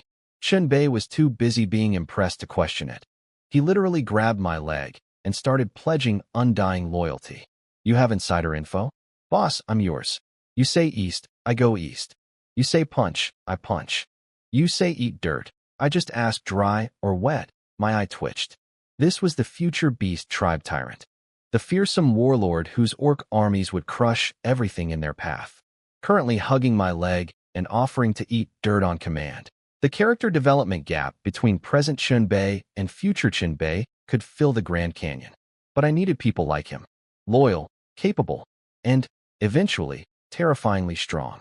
Definitely worth investing in. The only person who didn't react was Bingchu. She just stood there, watching me quietly, her sharp eyes slightly narrowed. I could tell she was thinking about what I'd said before. About being reborn. She dismissed it as a joke back then. But now, watching me casually predict dungeon contents I'd never seen before, I could see the doubt forming. Is this guy actually a time traveler? Written all over her face in invisible ink. Yes, Bingchu. Yes, I am. But take your time. The truth is patient. Above us, 20 Tier 9 green dragons shifted in the canopy. Massive, ancient, each one capable of wiping out a small army single-handedly. 20 of them. My skeleton army. My flame mages. My 2 S-rank heroes. 3 allies with decent troops. Versus 20 apocalypse lizards with wings. This was either going to be the greatest victory of the early game, or the most spectacular failure in Lin Yuan history. Let's find out. A massive green dragon head poked out of the tree canopy above us. Golden eyes. Pupils like vertical slits. Looking at us the way I look at a menu. Then it roared. Chinbei stumbled backward like he'd been physically pushed by the sound. I'm not scared, he said immediately. I'm just excited. First time seeing a Tier 9 monster up close. Meng Meng didn't even blink. You were scared. Just say it. Nobody's judging. Everyone was judging. All right, listen up, I said. 20 Tier 9 dragons. Each of you takes 3. I'll handle the remaining 11. Let that sink in. I volunteered to solo 11 Tier 9 dragons. Each one equivalent to a level 30 gold tier boss. That's 11 bosses. Simultaneously. If someone told me a week ago I'd be doing this, past me would have checked present me into a hospital. Bingchu nodded. Be careful. If it's too much, just exit the dungeon. Losing some resources as penalty is better than total annihilation. I'll be fine, I said with more confidence than I probably deserved. Meng Meng's elf priestess buffed everyone with forest blessing, attack speed, movement speed, damage reduction, the works. Then her elf archers launched arrows at the nearest dragon to pull aggro. Minus 156. Minus 78. Minus 121. Tier 3 archers against a Tier 9 dragon. The damage numbers were genuinely embarrassing. They weren't fighting the dragon, they were annoying it. Like mosquitoes attacking a helicopter. But it worked. The dragon got irritated and dive-bombed them. It opened its jaws and spat a wind blast that vaporized for elf archers instantly. Just gone. Deleted from existence by one attack. Meng Meng's face went pale. At this rate, her entire army would last about 2 minutes. Towing a dragon was really just a polite way of saying, sacrificing your troops as slowly as possible. No time to waste. Flame mages opened fire, My 60 pyromaniacs unleashed a synchronized barrage at another dragon.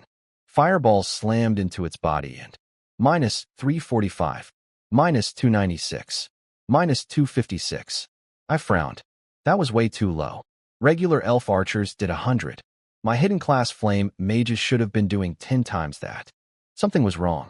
Then it clicked. Magic immunity. These dragons had a passive trait that reduced all magical damage by 70%. My flame mages, my beautiful, devastating hidden class artillery, were hitting at barely 30% effectiveness. Their greatest strength had just been kneecapped by dragon genetics. Are you kidding me? I cursed internally but kept attacking. Reduced damage was still damage. It would just take considerably longer. The dragons split up as we lured them. Bingshu took 3. Qinbei took 3. Mingming took 3.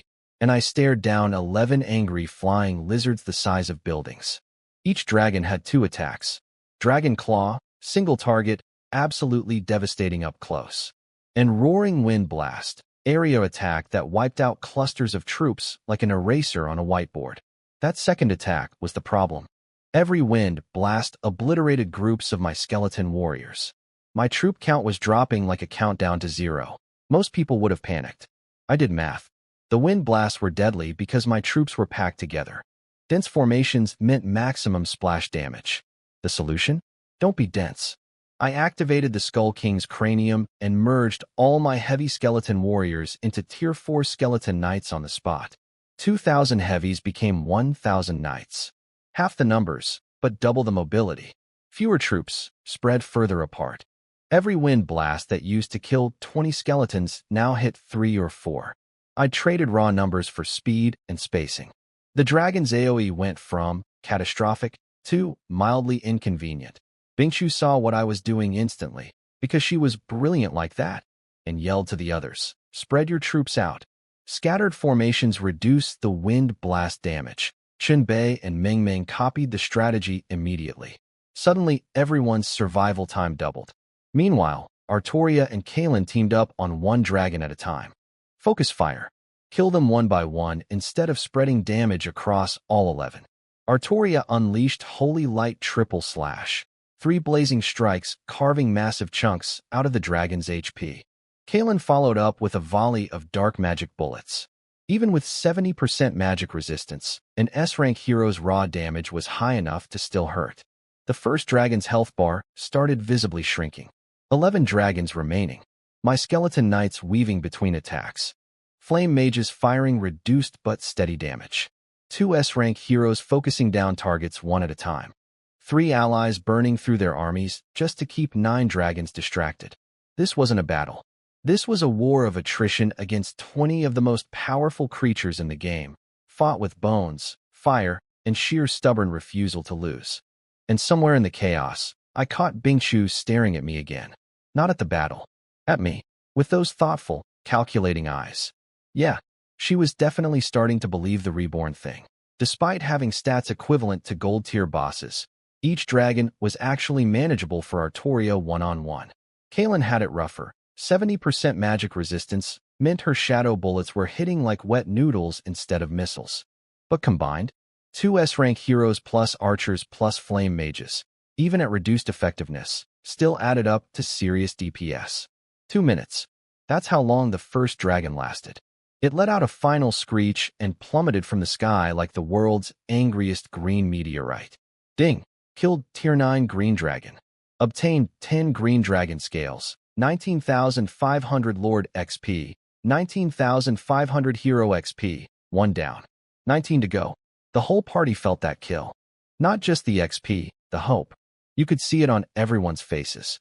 Holy crap, we can actually do this. Artoria raised the Dawn Sword and popped both buffs, Knight's Spirit and Dawn Battle.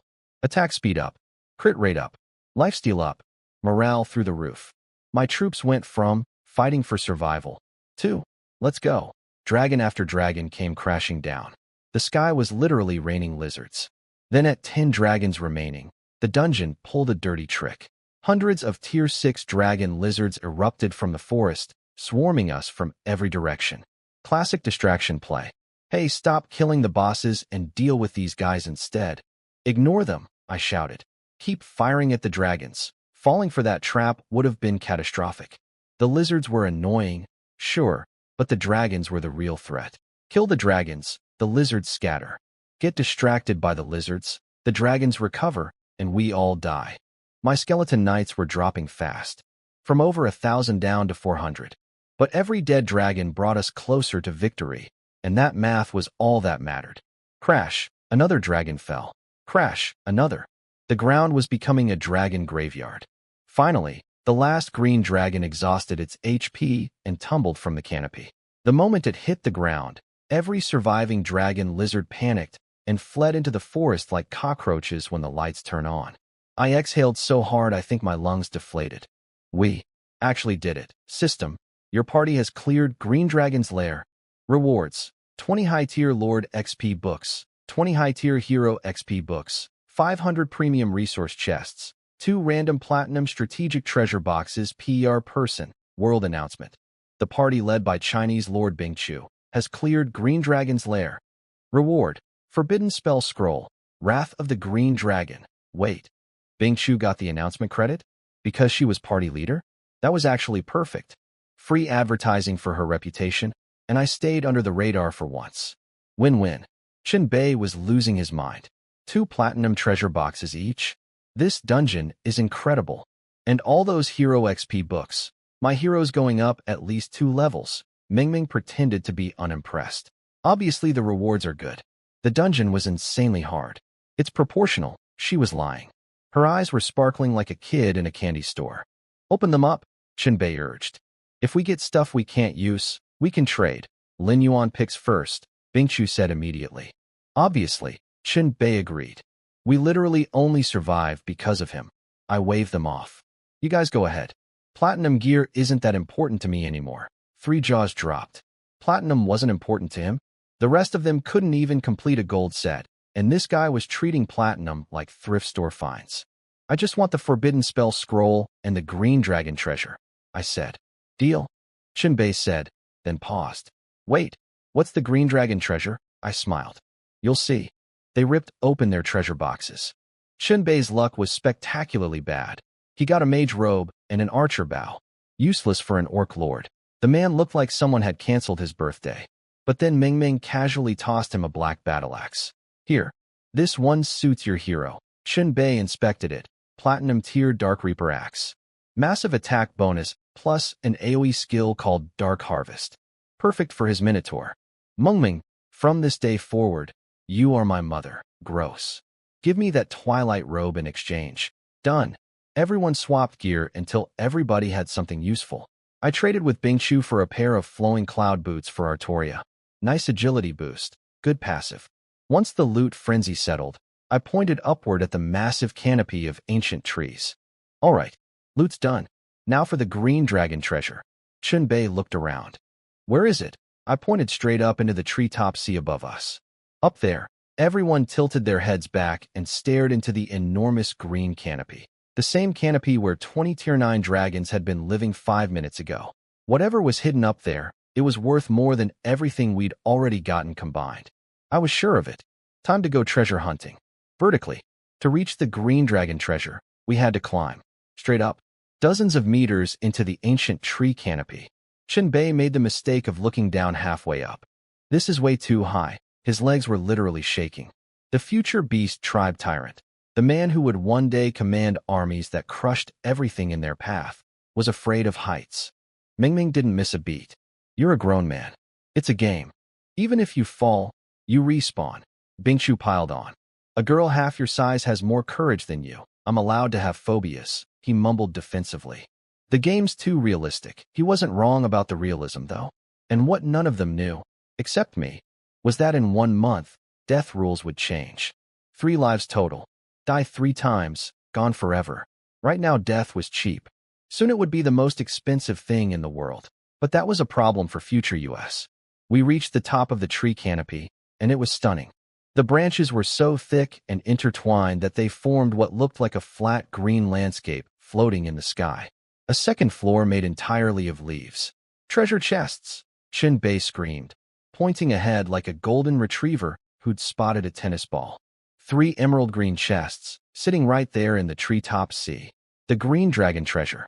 Since the dungeon was already cleared, nothing attacked us on the way over. We just walked up and opened them.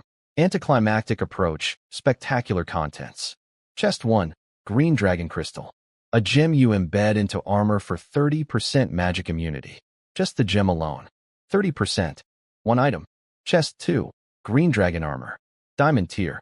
Let me say that again. Diamond tier. Not gold. Not platinum. Diamond. Probably the first diamond quality strategic treasure in the entire game.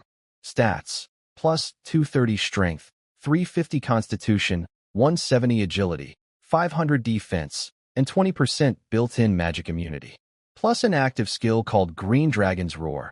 Emits a dragon roar that debuffs all enemies in range with 10 to 35% stat reduction and 20% increased damage taken for 5 minutes. A range-wide debuff on an armor piece that also made the wearer practically immune to magic. Chest 3, Green Dragon Summoning Scroll. Summons 10 Tier 9 Green Dragons to join your army. 10. Tier 9. Dragons. I stared at this loot, and my brain needed a moment to process. Every single item was game-breaking. The diamond armor plus the crystal? That's 50% magic immunity on one hero. I'd just spent an entire battle watching my flame mages bounce off dragons because of 70% magic resistance. Now I could give Artoria half of that. Every mage hero in the game would look at her and weep. And 10 green dragons? I went into this dungeon terrified of fighting 20 of them. Now 10 were joining my team. Life comes at you fast. What did you get? Shinbei was practically vibrating. Show us. Show us. I shared the item descriptions. 3 people simultaneously choked on air. Diamond? A diamond treasure? Shinbei looked like he might faint. That's not even fair. Bingchu immediately grasped the real power play. If you embed the crystal into the armor, that's 50% magic immunity. Every mage hero becomes completely helpless against whoever wears this. Exactly, I nodded. This goes on Artoria. Before the armor, Artoria and Kalen were roughly equal in power. Different strengths, sure. Kalen had summoning and life drain. Artoria had swordsmanship and buffs, but a fight between them could go either way. After the armor, Artoria would eat mages for breakfast. Kalen's entire kit, dark magic bullets, shadow blades, everything, would bounce off 50% magic immunity like rubber balls off a brick wall. Every mage hero in the game just became Artoria's personal punching bag. I was equipping the world's first diamond armor onto a secret S-rank hero who would eventually reach SSS rank. Sorry, every other player. I didn't make the rules. I just exploited them better than everyone else. We exited the dungeon. The entrance vanished behind us. Unique dungeon. One time clear. Gone forever. Nobody else would ever get this loot. What's everyone doing next? I asked. Meng, rebuilding my army. Lost too many troops. Bingchu, same. Plus I'll start recruiting your dungeon hunter scouts. God bless this woman. I mentioned the idea once, and she'd been working on it ever since. Employee of the month, every month. Shinbei perked up. Dungeon hunters? What's that? Bingchu looked at me for permission. I nodded. Not a secret. She explained the concept. Professional scout teams that explore the map specifically to find new dungeons and claim first clear rewards. Shinbei's eyes lit up like Christmas. BRO, I'm perfect for that. Let me be your dungeon hunter. Absolutely not, I said. He deflated. Why? Because it's grunt work that pays a few thousand gold per find. You'd waste all your development time wandering the map instead of building your army. You've got potential, Shinbei. Don't waste it being a delivery boy. He blinked. I don't think anyone had ever told him he had potential before. For a second, beneath all the clowning, I saw something real flicker in his eyes. Then it was gone. Okay, fine. I won't be a dungeon hunter. But when you do clear a new dungeon, can you bring me along? He struck a dramatic pose. We'll be the ultimate duo. The boss handles the slaying, and I handle the celebrating. You do the killing, I do the victory dances. I stared at him. You want to come along specifically to celebrate? Somebody has to cheer. You can't just kill a boss in silence. That's depressing. Every hero needs a hype man. I'll be your hype man. Free of charge. Bingchu closed her eyes like she was praying for patience. Ming kicked him again. This ridiculous, height-fearing, self-discounting, loyalty-pledging goofball was going to become one of the most feared warlords on the entire server. The universe had a sense of humor, and apparently, so did my future inner circle. Chinbei was practically begging to join my team, so I figured, why not make it official? I was going to recruit him eventually anyway.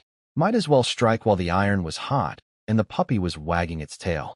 Chinbei, Ming, if you two plan on sticking with Bingshu anyway, I'll offer you both a spot on my team. They both froze like someone had hit the pause button on their brains. Look, I get it. We literally just met. One dungeon together, and the most famous lord in the game was handing out team invitations like party favors. From their perspective, this was like a random coworker introducing you to the CEO and the CEO saying, "You're hired." Truth was, I mainly wanted Chun Bei for his future potential. The guy was destined to become the Beast Tribe tyrant. Ming was a bonus, a buy one get one free situation. No strong memories of her from my past life, but she seemed competent enough. I'm in. Chun Bei screamed before his brain even finished processing. And me too, Ming followed. Chun Bei grinned like he'd won the lottery. So boss, how big is the team? There must be tons of powerful people already, right? I counted on my fingers. Before today, just me and Bingshu. Now with you too. That's 4. Oh, and my butler, but he hasn't entered the game yet.